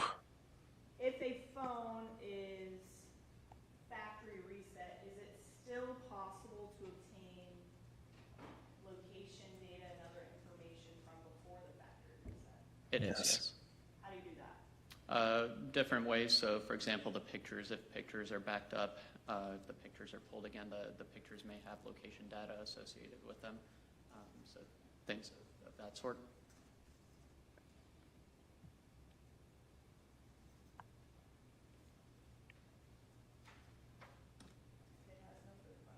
Thank you. Cross-examination. Good afternoon. So, you're in charge of doing the forensic downloads on the phone? Correct. Okay. And when you're doing those forensic downloads, you said that there's a tool that you plug the phone into to fully download the phone, right? Correct. So it's not just downloading the information that's immediately accessible to the user, it's downloading everything, right? Correct. When it's doing that download, does it do a bit-by-bit copy of the entirety of that drive? No, it depends on the phone. Okay. And with this particular phone, did it? This particular phone, it did a full file system extraction, so it's a bit-by-bit copy. Gotcha. So, when it does that, though, if Well, it comes back and if you guys are curious about that, I can talk to you about it. the phone, even though it's not immediately accessible to the user, Like, I'm sorry, what? the information prior to the factory reset. Oh, no, not necessarily, no. Okay, not necessarily, but in this case, you were able to pull information prior to the factory reset, right? Yes. Yes. And when it comes to pulling that information, how long can that information stick around on the phone? So in this case, the information had repopulated after the reset, so it was He's on setting up an argument against exigency here. automatically after the reset. Okay. Do you know at what time it populated? It was, I believe, around 2 a.m. After the reset. I believe the reset was around midnight, and over the next couple of hours, the phone repopulated. You're saying 2 a.m., same day that you downloaded it or before? No, it would have been when the phone was reset, and I don't want to speculate the date. Gotcha, no problem. And when it comes to a phone being factory reset, are you on any kind of timeline to make sure to recover data? Not really, no. Okay, so that's not a concern to law enforcement, right? No. Okay, so once it's factory reset, doesn't matter. Right. Of course.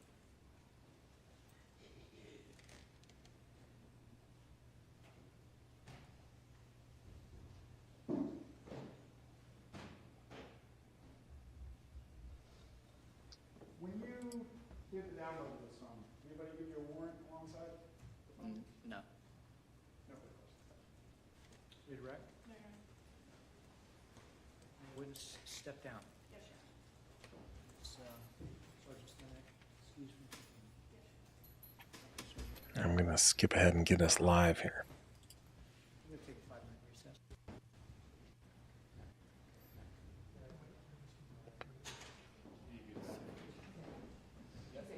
Okay, we're in recess, so I'm going to just mute this for a little bit. We'll keep the camera on. I'm still working right now. I'm actually working on getting a story submitted, so I'm not going to stick around and talk too much. I did want to talk, though, about the whole bit-by-bit versus file system restore. So basically, this is the way I think of it, okay? And things have changed so much since I went to school. And I haven't worked professionally in computer science for, well over a decade. So I don't know that this is necessarily true with solid state technology as it once was with spinning disk technology, right?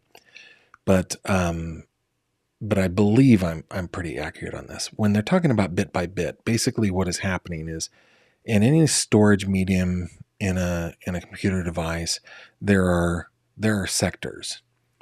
And we'll just think of it as like a grid, okay?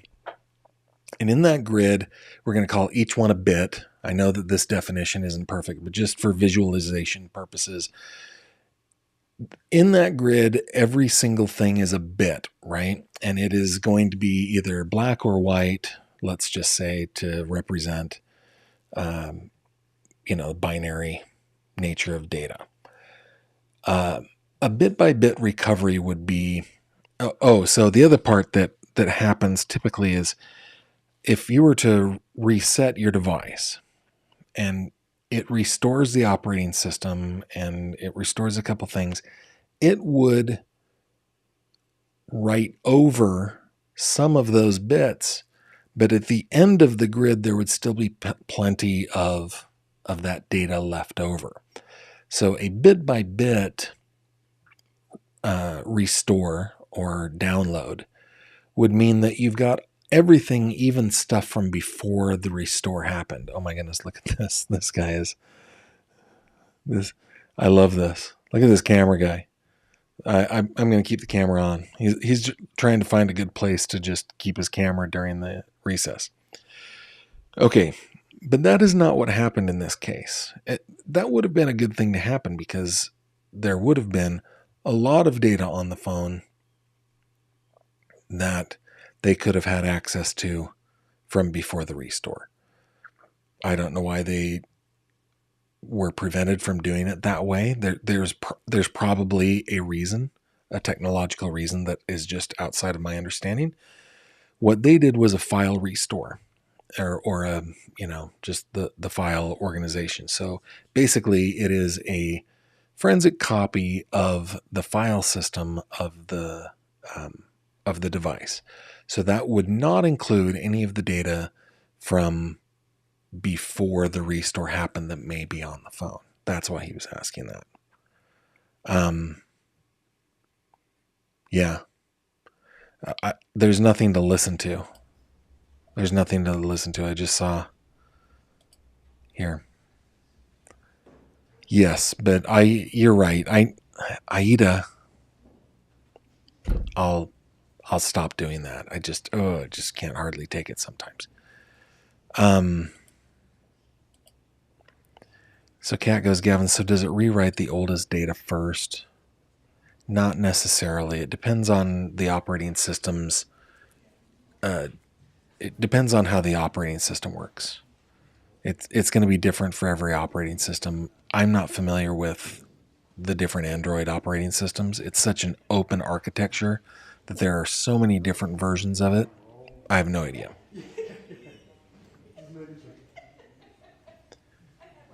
Okay, I'm gonna remute this. All right, I have to get my article submitted, so I'm gonna put Maddie back up here on the screen, guys. But I will unmute as soon as the judge comes back in.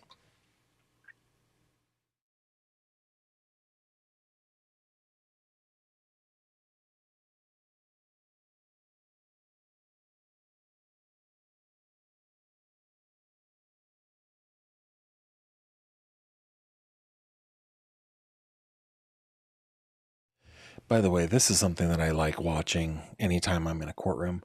All of these people are colleagues, right? The people on the defense, the court reporter, the court clerk, any of the tip staff, the bailiff, maybe the sheriffs that are offering security as well, the prosecution, the judge, they're all colleagues. They don't automatically dislike each other because they're on the different sides of things. It's just, it's like any other office. They have interpersonal relationships. So anytime I'm in court and I watch that kind of stuff, I really enjoy it. And it seems like Stephen Stearns has a pretty good relationship with his attorneys too. All right, I'll be back in a bit.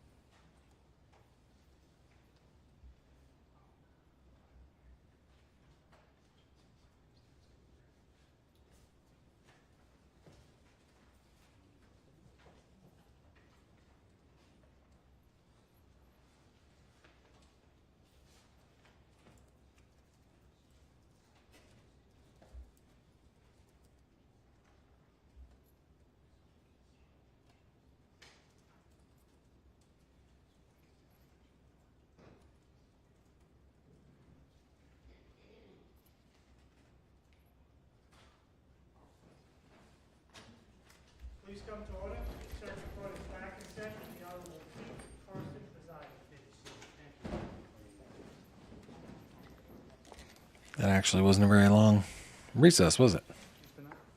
Your Honor, let's seek some clarification from the court as to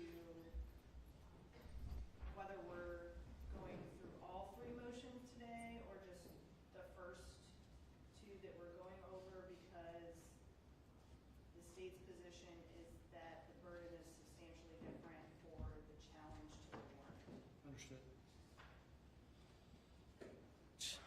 Do you believe that you have presented the witnesses for the first two motions? If the first two motions are the seizure motion and the consensual search motion, yes. Thank you. Defense, in your motion as to the motion to suppress evidence obtained from the Google search warrant, there was some argument that the defense does not have the burden or has satisfied its burden. I'll entertain argument as to that. Sure.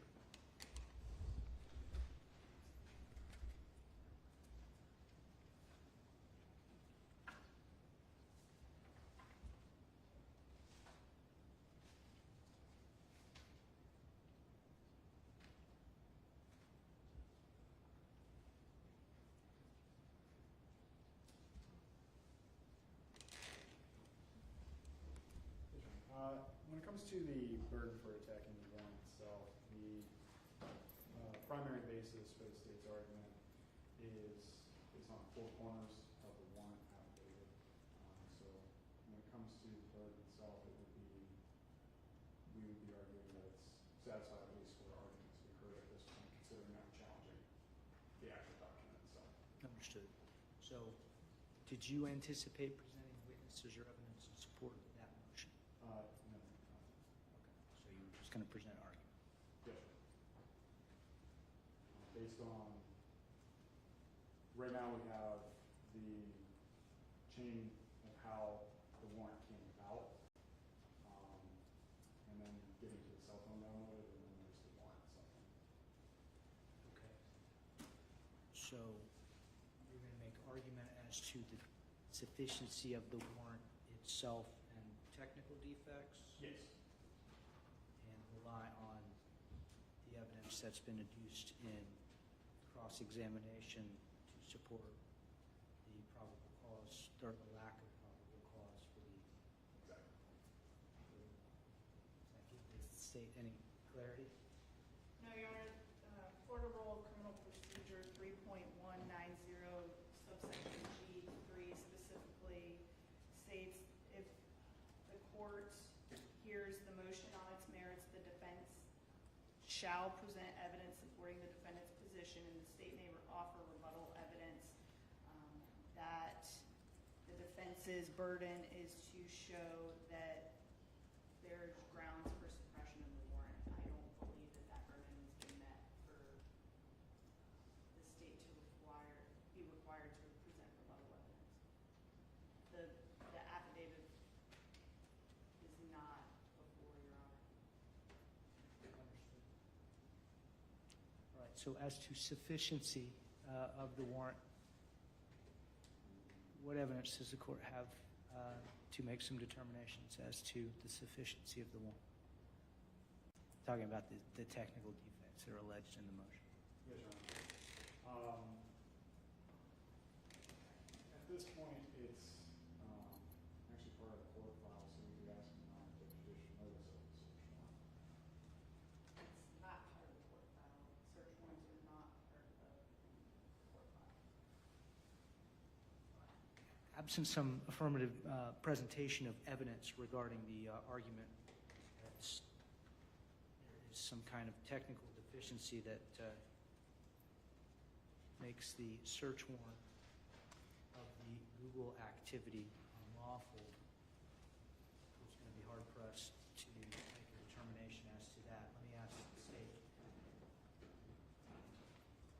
Are you requiring the defense to recall the witnesses that have just testified, or if they can find their argument to information that was elicited either in direct on cross, does that satisfy their burden, or shall we go through that entire exercise again? I have a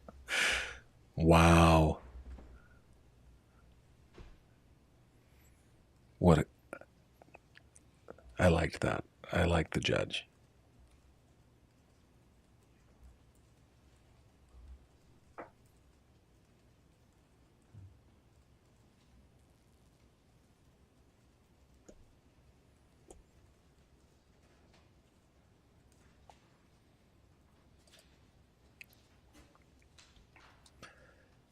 You're right, Lily. Have you noticed that the defense lawyers barely look at Stearns? Yeah, I can't imagine they want to really hang out with the guy.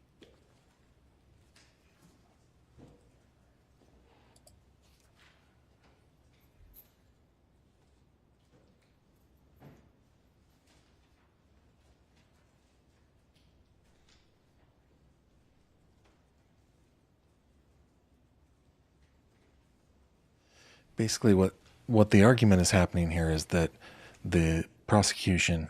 Oh, we'll come back to it. Your Honor, the state is of the position that the defense's burden regarding challenging the search warrant has not been met. Let me just give you some color commentary here, guys. Okay, I'm sorry to prolong this, but what is happening is there are three motions here, right? And the third motion is to suppress anything that came from the warrant for the Google search. The defense is saying we're just going to make an argument on that one, Judge, because of everything that we just had here. And the prosecution is going, no, they have to present evidence. That's what the criminal procedure is. They have to present evidence, and then we as the prosecution can make our arguments based on the evidence that was put into on the record. And so the judge was like, well, they're depending on just the evidence that was just put in on the other two motions. Are you asking us to just get every single one of those witnesses back? Is that what we should do? And that's when she's like, let me confirm with my colleague. So that's what happened. Let's go back. The state's not going to require the defense to recall the witnesses that have previously testified. Good idea. However, there is no information before the court about the Google search warrant at this point. So the state's position is that they have not met their burden pursuant to the Florida Rules of Criminal Procedure to shift, to require the state to present rebuttal evidence at this point.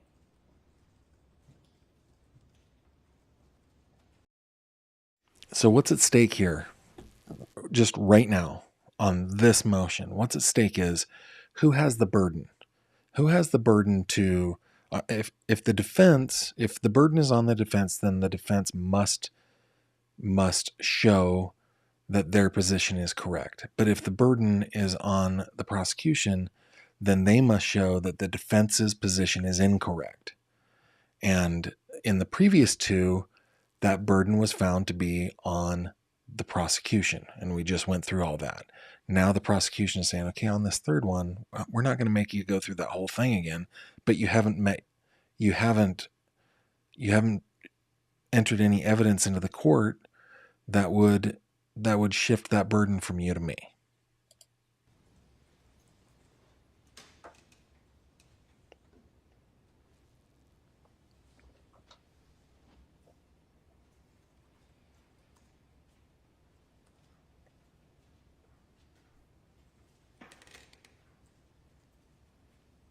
These kinds of hearings are very academic.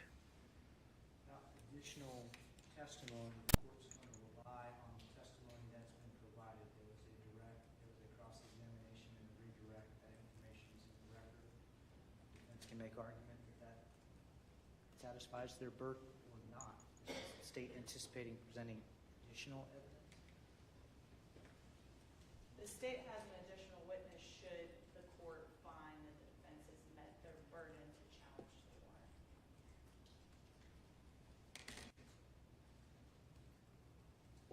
The defense makes argument that the Google warrant relied on illegally obtained evidence and that there was no attenuation or intervening circumstances that urged the taint. There's her testimony from the investigating detectives, that challenges the legality of both the search and seizure. That appears to be what the challenge on the warrant refers to, and that it is invalid as fruit of those illegal searches. As far as the application failing to establish probable cause, the court does not have the application. As far as the legal standard, probable cause in digital search warrants, the court is uncertain what kind of warrant this was or whether it was a digital search warrant. The argument that it fails to establish the sufficient nexus between the Google account and criminal activity, I don't have the affidavit, so that would be a difficult finding for the court to make. The reliance on boilerplate language, again, we have no evidence to support that argument. The temporal scope of the court would have no evidence to support that argument, and peculiarity for digital searches. Without additional information, the court would find that there's no evidence to support that argument. As to the evidence supporting the arguments that the search warrant is invalid based on lack of probable cause, based on reliance on illegally obtained evidence of intervening circumstances purging that taint, and being invalid as fruit of an illegal search and seizure, I think that evidence has been reduced in combination with the first two motions. So, as to those issues, that there's been record evidence that supports that argument. So that's good news for the defense. Given the hour at this point, defense will be asking for comply with the first two motions. Third, These three motions were set together, and we're going to address all three. Given the court's ruling, the state will call its next witness, Detective Taylor Howard.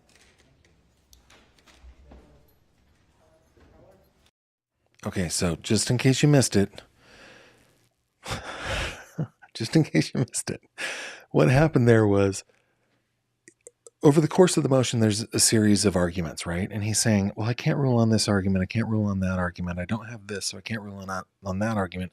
But because of this argument and the evidence that the court just saw through testimony, I find that the burden is on the prosecution. The defense has met their burden for at least one of their arguments. That's what just happened. I'm going to skip ahead till we get the witness here. Detective Heller.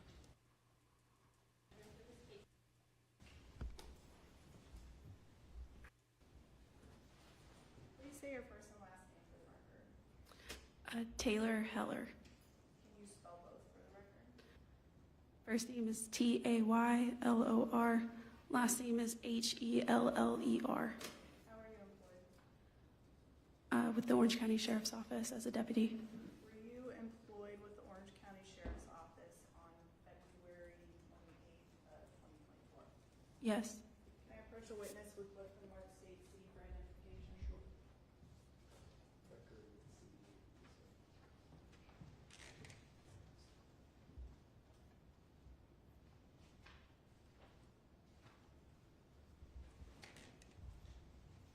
Can you take a look at State Seat?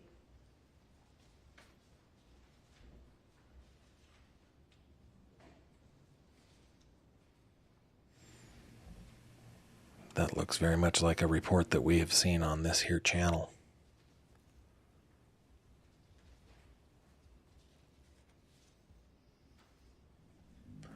Beauty lover, that's as much sound as I have. Did you draft the affidavit for search warrant encompassed in State C in relation to the Madeline Soto investigation? Yes. Is this State C a fair and accurate copy of that affidavit? Yes. Your Honor, at this time, the State C is introducing evidence with the mark State C into evidence is the state's next member. no objection. No further questions. Thank you. Cross-examination. Thank you. Would Detective Heller step down? Yes, Your Honor. Is she excused? Thank you. Well, that was quick. That was the affidavit for the search warrant, I believe. I think that's what it was. Additional witnesses or evidence? No. Witnesses or evidence defense?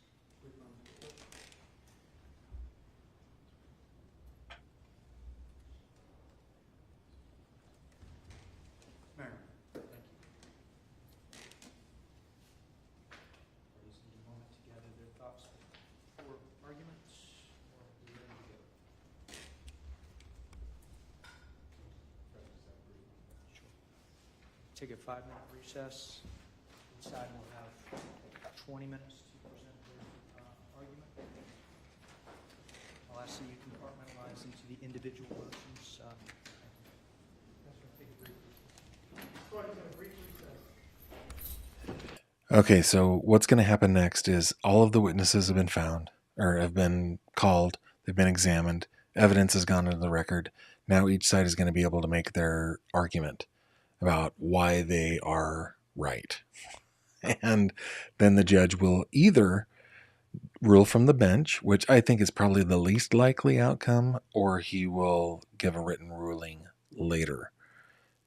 I think that's the more likely outcome. So with that, I will turn the volume back up. And it looks like Mr. Stearns is going to go for a restroom break and it's a 5-minute recess. I will turn the volume back up so that we can hear anything that goes on in the courtroom. And I will be back when court is back.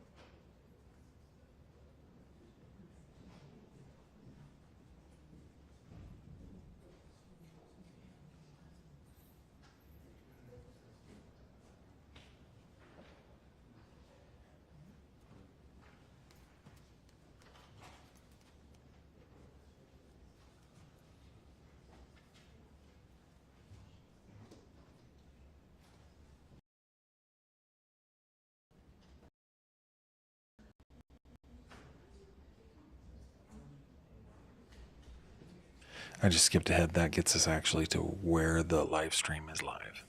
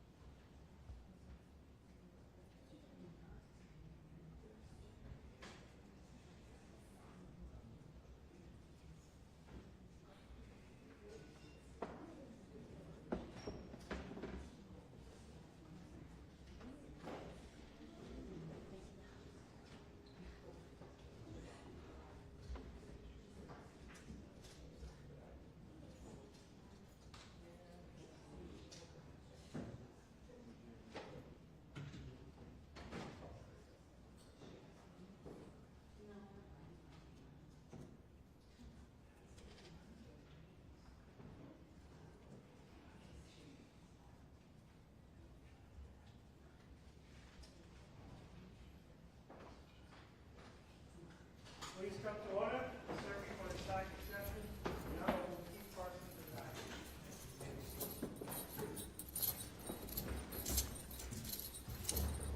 How you like the sound of those shackles ringing?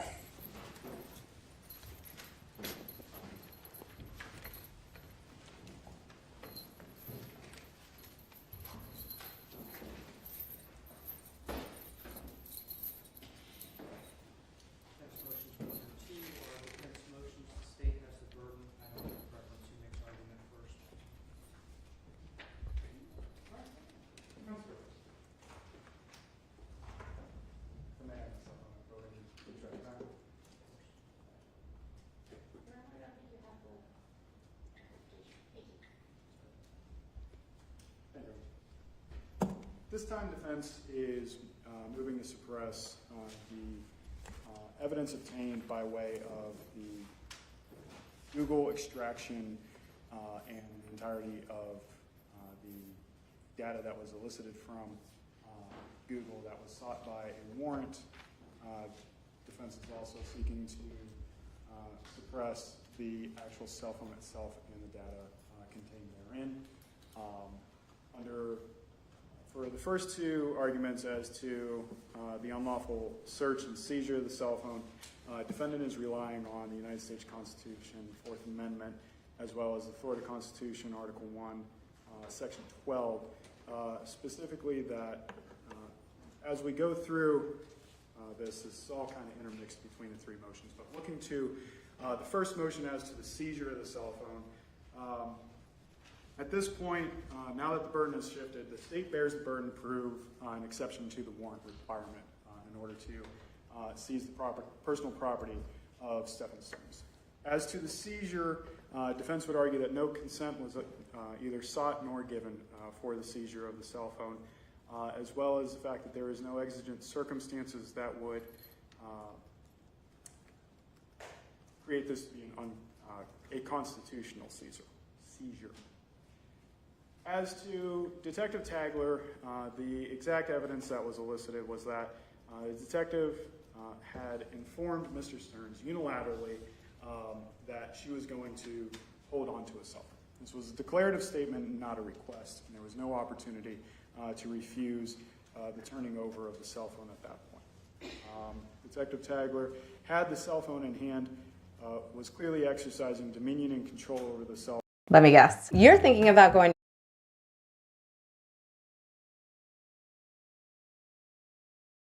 get in touch with his parents or to continue getting the cell phone. Had the cell phone in hand, was clearly exercising dominion and control over the cell phone, and told the defendant straight up that it didn't matter that he wanted to get in touch with his parents or to continue getting in touch with his parents as the night went on, and simply dismissed Mr. Stearns' concerns and unilaterally seized the phone. The seizure of the phone itself occurred at approximately 8 o'clock at night. I believe it was 1959 hours on February 27th. And as of the morning of February 28th, the phone was still in law enforcement's possession.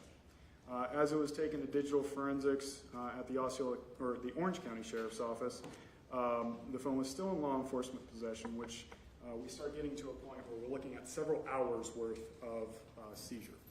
The state, or the defense, in its motion to suppress based on the unlawful seizure of the cell phone, had cited to United States v. Place, where the seizure of personal property in that case was found to be unreasonable for a time span when this personal property was held for 90 minutes.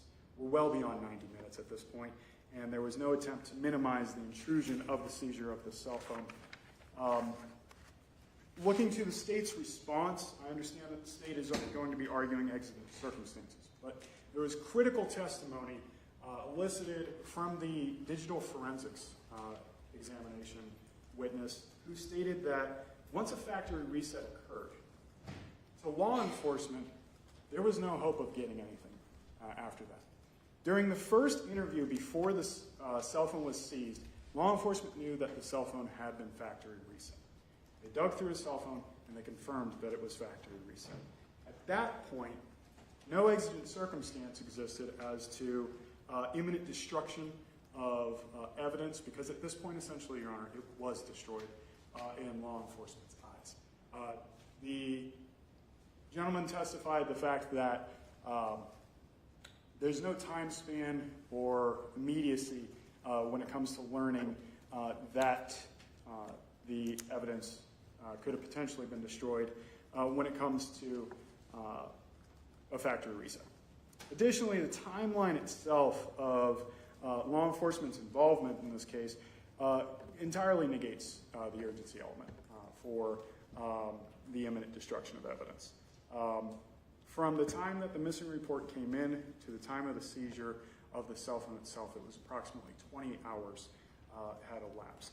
There was no immediate action taken to collect this cell phone, and this lack of immediacy completely contradicts the claimed imminent threat by the state. Additionally, when it comes to the seizure of the phone, there was no warrant ever sought. There's no warrant that was presented.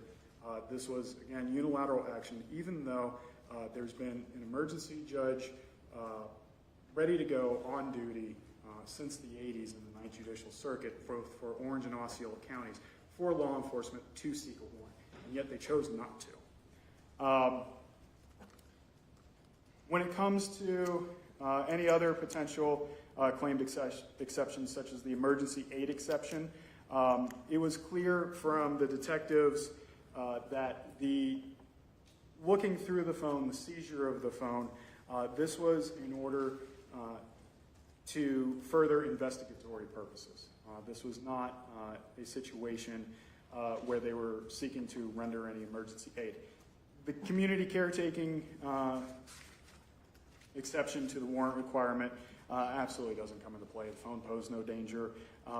There was no community protection purpose. This was purely an investigative seizure. As to the attenuation for this warrant, or for the seizure, there is no attenuation from the moment that Detective Tagler took possession of that phone, handed it off to Detective Acosta, and then handed it off to the Osceola, or the Orange County Sheriff's Office, I apologize. There were no intervening circumstances, and this was one continuous chain of possession by law enforcement. So, essentially the seizure, Your Honor, there's no warrant that's been sought, there's no exigent circumstance that allows law enforcement to collect this beyond the mere claim that they could just unilaterally take it. So for the seizure itself, we would argue that that's for it. State, would you like to reply on a motion by motion basis? That'd be helpful.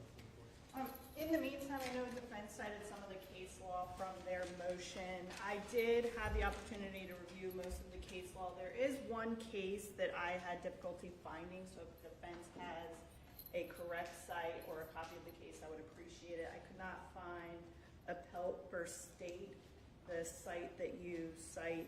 I could not locate. It's on page 7 of your seizure motion.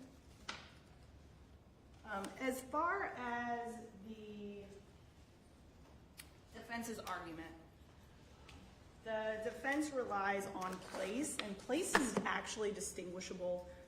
Your Honor, I did provide a court exhibit A. I also have a flash drive. I prepared all of the state's case law from the motion, and I put it on a USB organized by motion so that it was easy to be accessible rather than providing a bunch of paper copies. The state's relying on all the case law presented in the motion, and I made it a court exhibit so that it's in the record for appellate purposes. The first thing that we need to do, Your Honor, is decide whether or not, or what type of seizure this was. I would agree with defense that this was a warrantless seizure of the defendant's cell phone. A warrantless seizure of the defendant's cell phone is permissible when you have probable cause plus a warrant exception. In this case, the state's relying on exigent circumstances. The probable cause, there's numerous case law that defines probable cause. The court's well aware of the case law defining probable cause and what it is.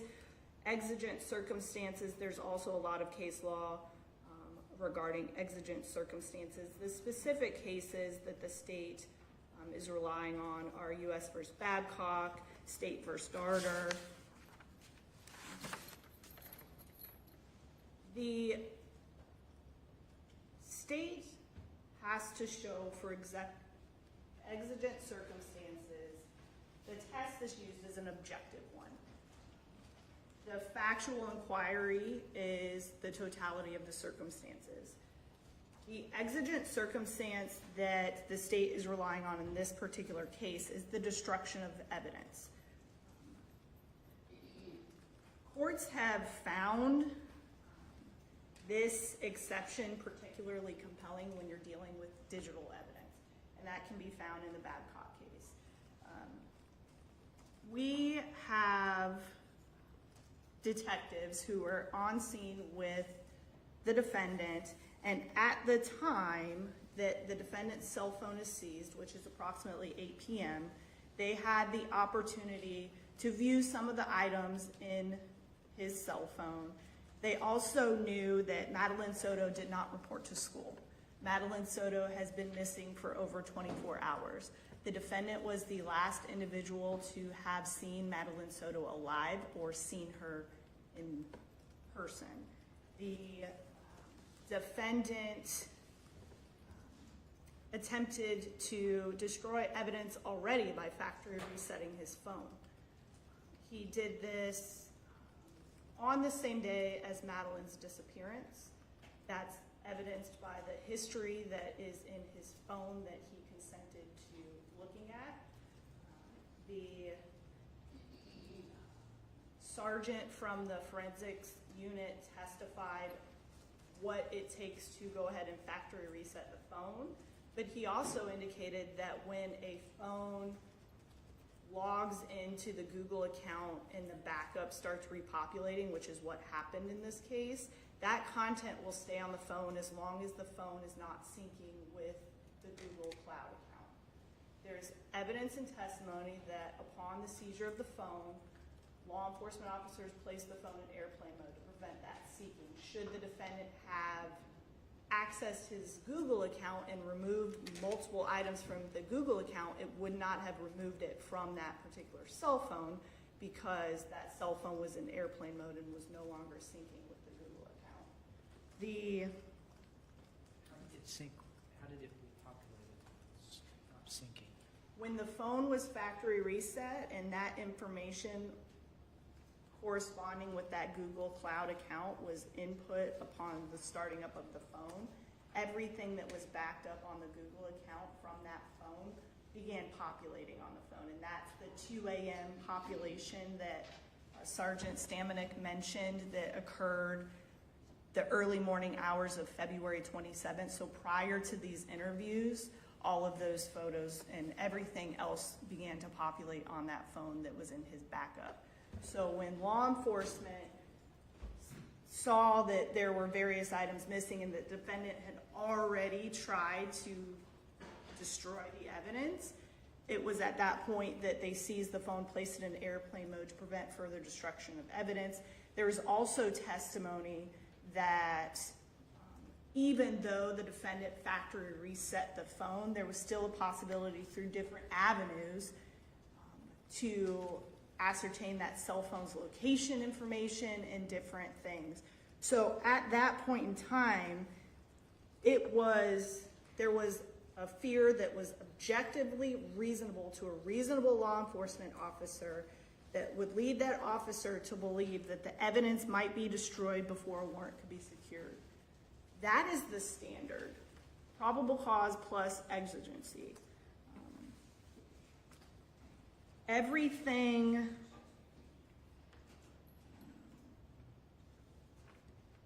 that was known to these law enforcement officers prior to this seizure supports the probable cause finding as well as the exigency finding. They also were aware that the defendant was inconsistent in his statements to law enforcement about where his whereabouts were on February 26th, the day that Madeline Soto went missing, because his initial statements were contradicted by the actual tag reader for his vehicle.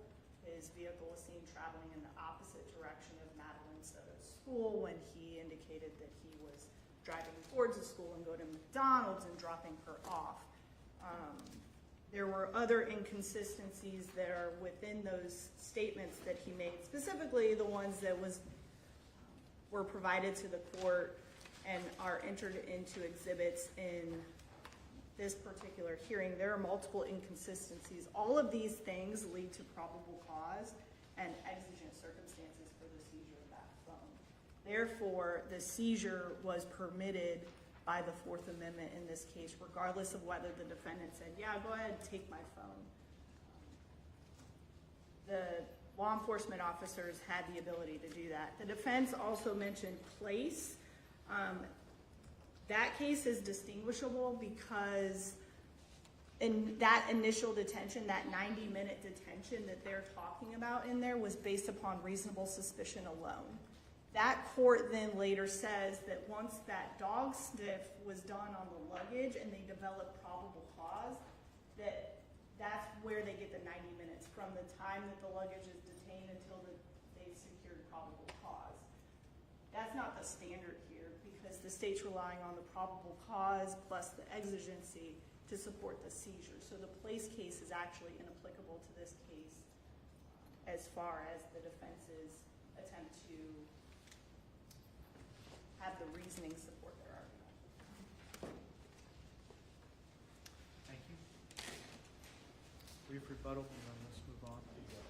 Briefly, while the state argues that there's the two-prong analysis as to probable cause and the exigency, again,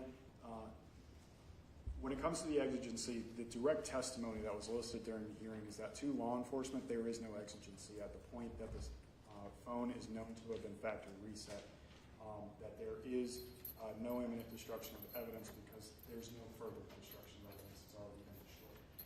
So while we can speculate and guess as to what Tagler and Acosta, the detectives on scene, were thinking as to seizing the phone, what we know for a fact from the Orange County Sheriff's Office is that they know that once a phone's factory reset, it's gone. There's no more imminent destruction. So for the exigency element, I would argue that makes sense. Moving on to the second motion, if Your Honor's ready.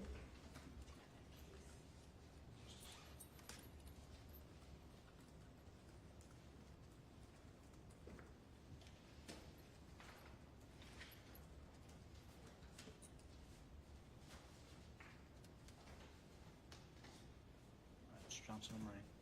Yes, Your Honor. As to the motion to suppress the unlawful search of the cell phone, again, the burden is flipped to the state. They have the burden of proof to show some kind of exception to the warrant search of this phone. There was no warrant ever obtained for the actual search of the phone, be it the searches done by Detective Tagler on scene, nor the actual cell phone forensic download. Now, as to the first request by Detective Tagler on scene as to the maps, the statements from Detective Tagler was, "Do you mind if I look at your maps real quick?" At that point, the defendant, Mr. Stearns, had indicated, "Yeah, that's fine." When we look to consent, scope of consent is an essential element when looking to the validity of law enforcement's actions. At this point, there was limited consent to look only to the maps application only, not consent to search the entire phone. As to the second request, as to when Detective Tagler asked, "Do you mind if I just take a picture of your history?" and Mr. Stearns replied, "Yeah, that's fine." Again, this was limited only to taking a photograph of what was already visible on screen, not consent to navigate through the rest of the phone, through additional screens, not consent to access other applications. To the third request from Detective Tagler, if I can go into your settings real quick. I just want to see if you're logged on to your Google. Again, at this point, after pressing Mr. Stearns agrees, but again, this is, limited consent as to merely looking at the settings screen to determine if he's logged into Google.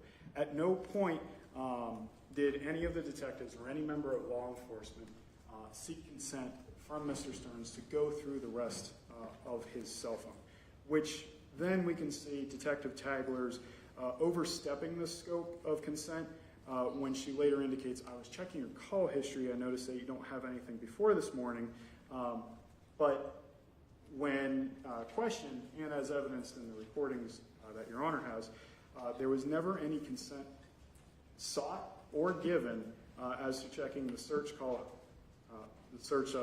the call history in this case. So that is completely outside the scope of the searching of the maps, the history photo, or the Google login check. Additionally, when we're looking to consent as to Detective Tagler's request to do an entire forensic download of the phone, this is where defense relies on the Ramirez factors. When looking to the Ramirez factors, the defense looks to Mr. Stearns' freedom to leave. While the state is going to argue that he was free to leave, and the detectives stated that he was free to leave, no statement was ever made to Mr. Stearns that he was able to leave the scene at any time. Instead, what happened is that... Is that required, or is that a factor to be considered? It's a factor to be considered. And when considering that factor, we're also looking to what a reasonable person would feel in that situation. So at this point, Mr. Stearns is being corralled by two detectives by a vehicle. He's not allowed to go back inside of his home. He's not allowed to go inside of his own car. When it comes to the apartment complex, there's law enforcement all around. There's law enforcement at the entrance regulating who's coming and going outside of the apartment complex. It's clear that law enforcement essentially has the scene locked down. And not only do they have the scene locked down, while the state asked whether anybody had drawn firearms or anything of that nature, it was clear from everybody that testified that firearms were readily apparent, visible on scene, which would lead to Mr. Stearns feeling that he was not free to leave. When we're looking to any potential course of police procedures, again, we have a situation where Detective Tagler systematically keeps pushing boundaries of searching Mr. Stearns' phone. First, it's just a check for, hey, can I check the application? Then I want to take a picture of the phone. Then we're going to keep pushing into the settings. And then the detectives push more and more to the point where they start checking other parts of his phone without asking him for his consent. So at this point, a reasonable person would believe that, well, law enforcement has my phone in their possession. Law enforcement's going to keep looking through the phone. And while the argument is that he stood there and never said no, it's not the onus. The onus is not on Mr. Stearns to say no. The onus is on law enforcement to ask if they can continue to go through this, because the scope of consent is limited. And while the detectives and the state want to argue that, well, he stood right there and never said no, Your Honor, some 200 years ago, our forefathers said no for him. That said that we have a situation where there's no warrant. Law enforcement has seized his phone. They're searching his phone. The Fourth Amendment says that you cannot do that. The no has already been said for him. When we're looking to the ability to refuse consent, additionally, law enforcement never told him that he could refuse to allow them to look through his phone. As to the education and intelligence, when it comes to law enforcement's testimony, they knew that Mr. Stearns was currently in a state of, or this actually goes more towards physical and mental state, that Mr. Stearns was currently in a distraught, stressed out state. They were aware that he was taking medication to try and fall asleep, to take care of himself during these long hours during the course of this investigation. When we're looking to the actual physical state of Mr. Stearns, we know it's about 50 to 60 degrees outside. We know it's night. We know the sun has gone down. We know law enforcement's with him. We know that he's in flip-flops and khaki pants, and he's not allowed to go back inside his house nor his car. So physical discomfort may have affected his decision-making process.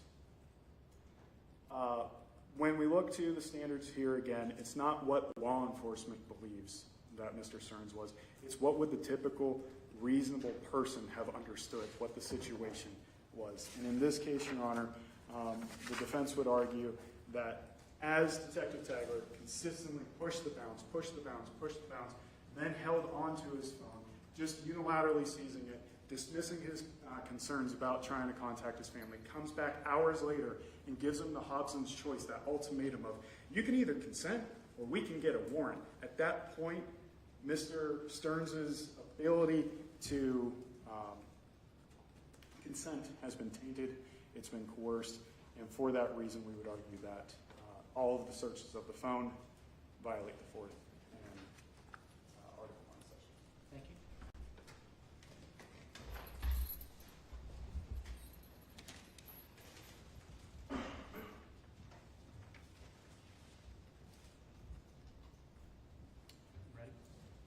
Your Honor,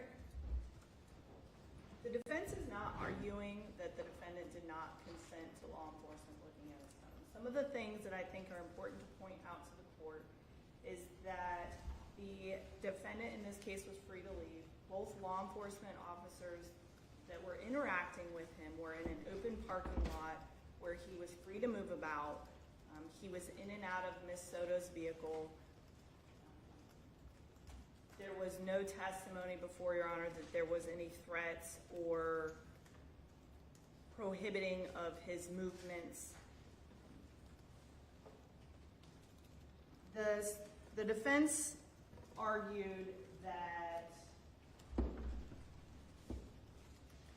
Detective Tagler consistently pushed the boundaries.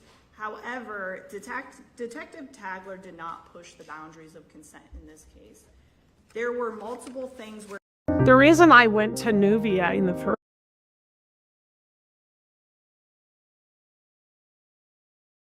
for her to examine different parts of the phone. The defendant was in possession of his cell phone, unlocked it, and provided it to Detective Tagler. The defendant did not try and retain control over the phone. The defendant did not try and take the phone back from Detective Tagler.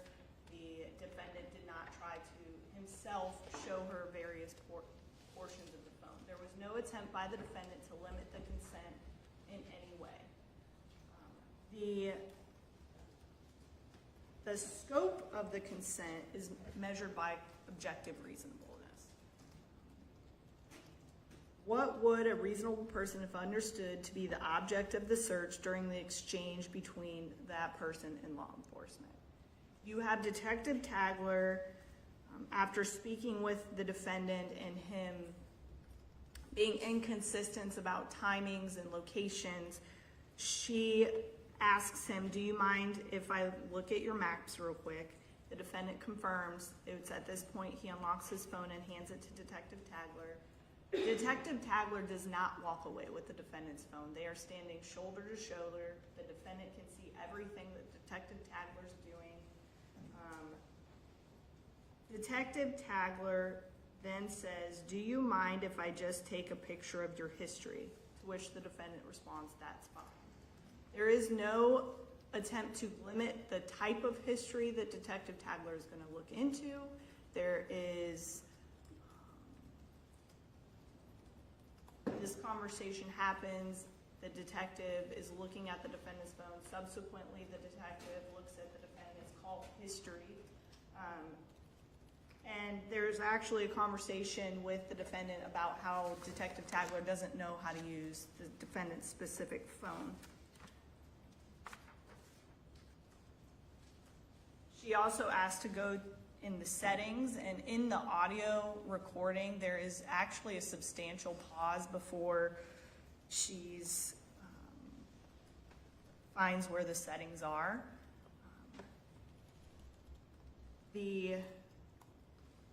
She actually says, I don't know how to use this phone. Sorry, I didn't mean to interrupt, as he's having a conversation with Detective Acosta as well. There is no time during that encounter that the defendant attempts to withdraw his consent or limit his consent in any way. The defendant does receive the cell phone back from Detective Tagler. There is a portion in the interview where she does say, here you go, to which the defendant responds, thanks. It's a little bit further away from the microphone, so it's a little bit harder to hear, but that conversation does take place before she asks the defendant a second time to unlock the phone. So the defendant does regain possession of the phone. Then she asks to unlock the phone a second time after she steps away. The defendant does so. Again, does not limit the consent in any way. There's actually no conversation at that point about what is going to be looked at. And then she brings up the fact that his call history is not there. This is And information that she had prior to giving the phone back, correct? she says, I was checking your call history.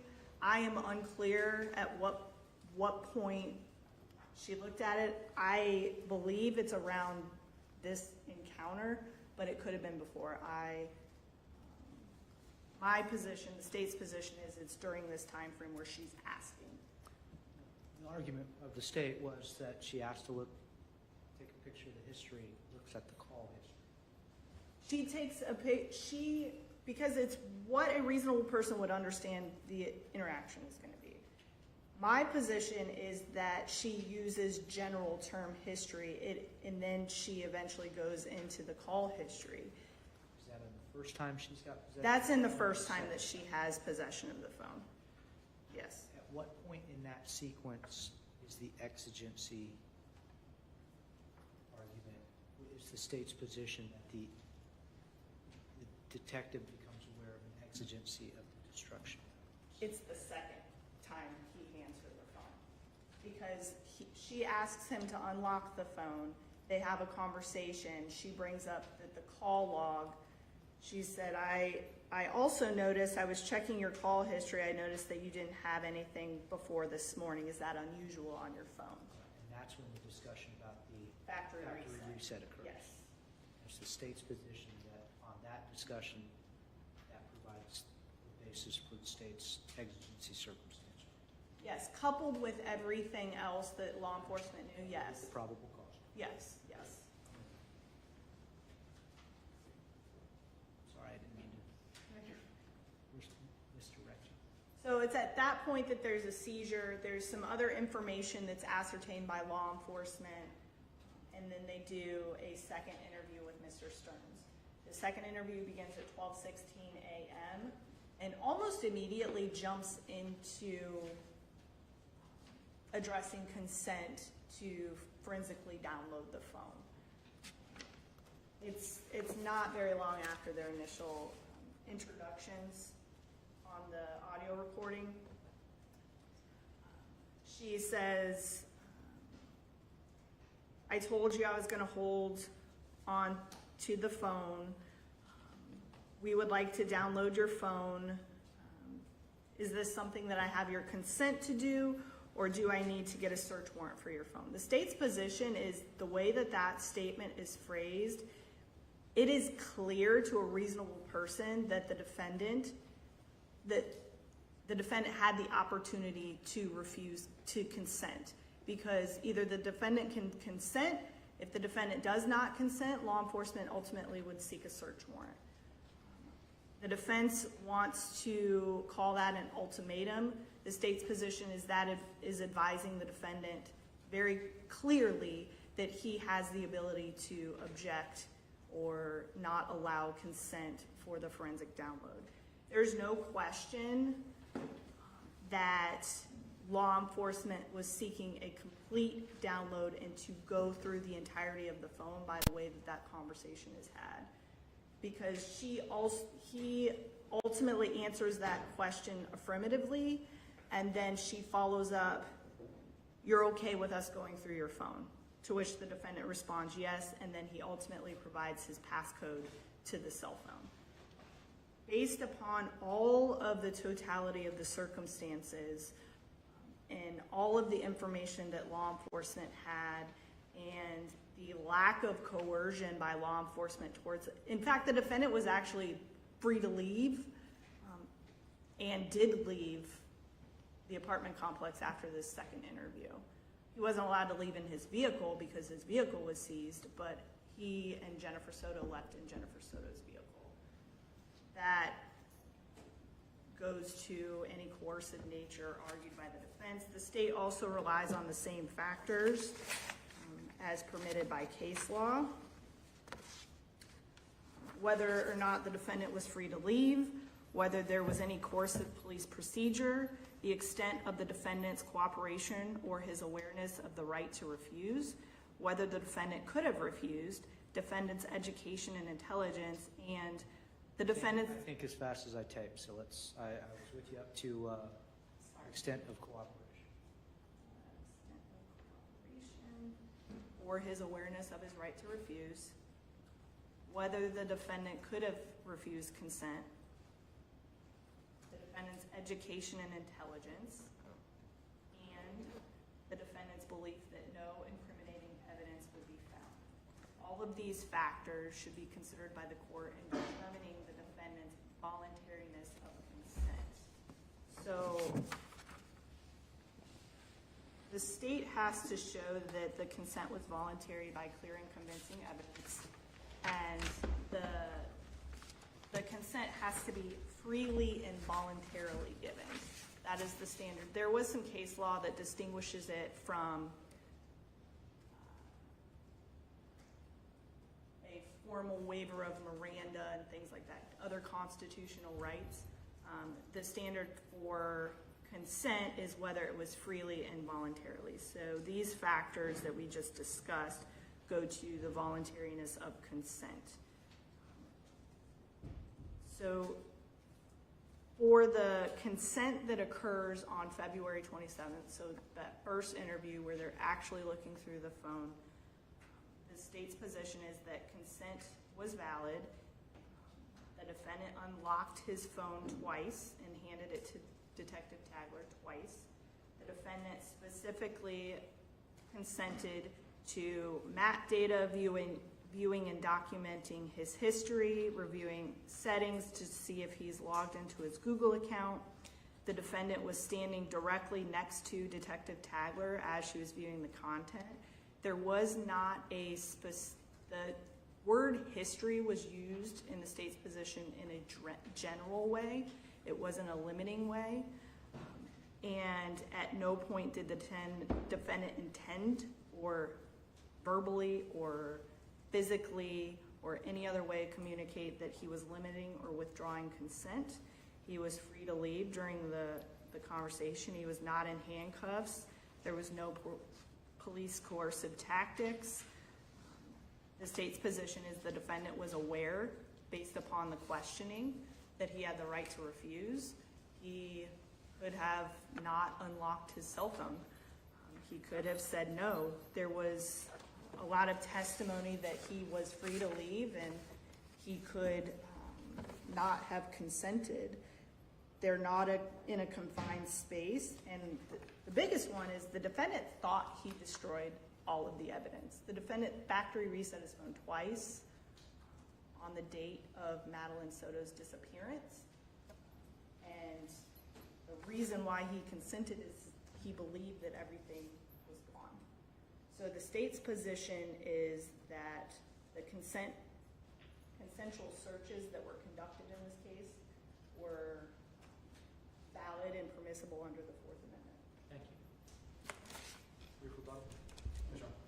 As to the state's argument that looking to Mr. Stearns' belief that he was free to leave, again, this isn't on law enforcement's observations. It's based on what a reasonable person would believe in that situation.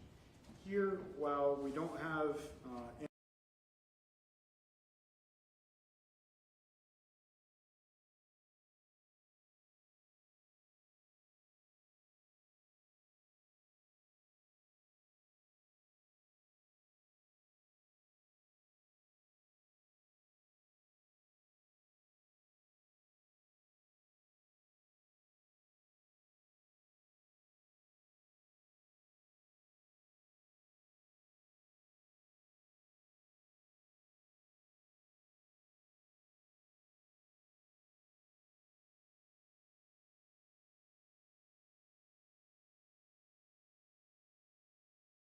Hey guys, I'm back. I'm just going to try to refresh here for a second. Give me just 1 second.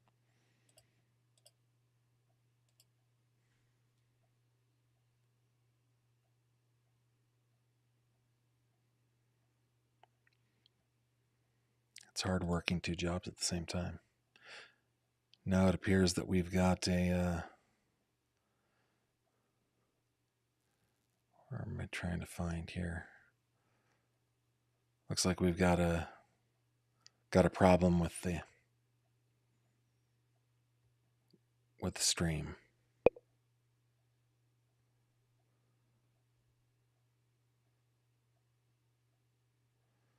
Yeah. It was okay until there, and then it stopped.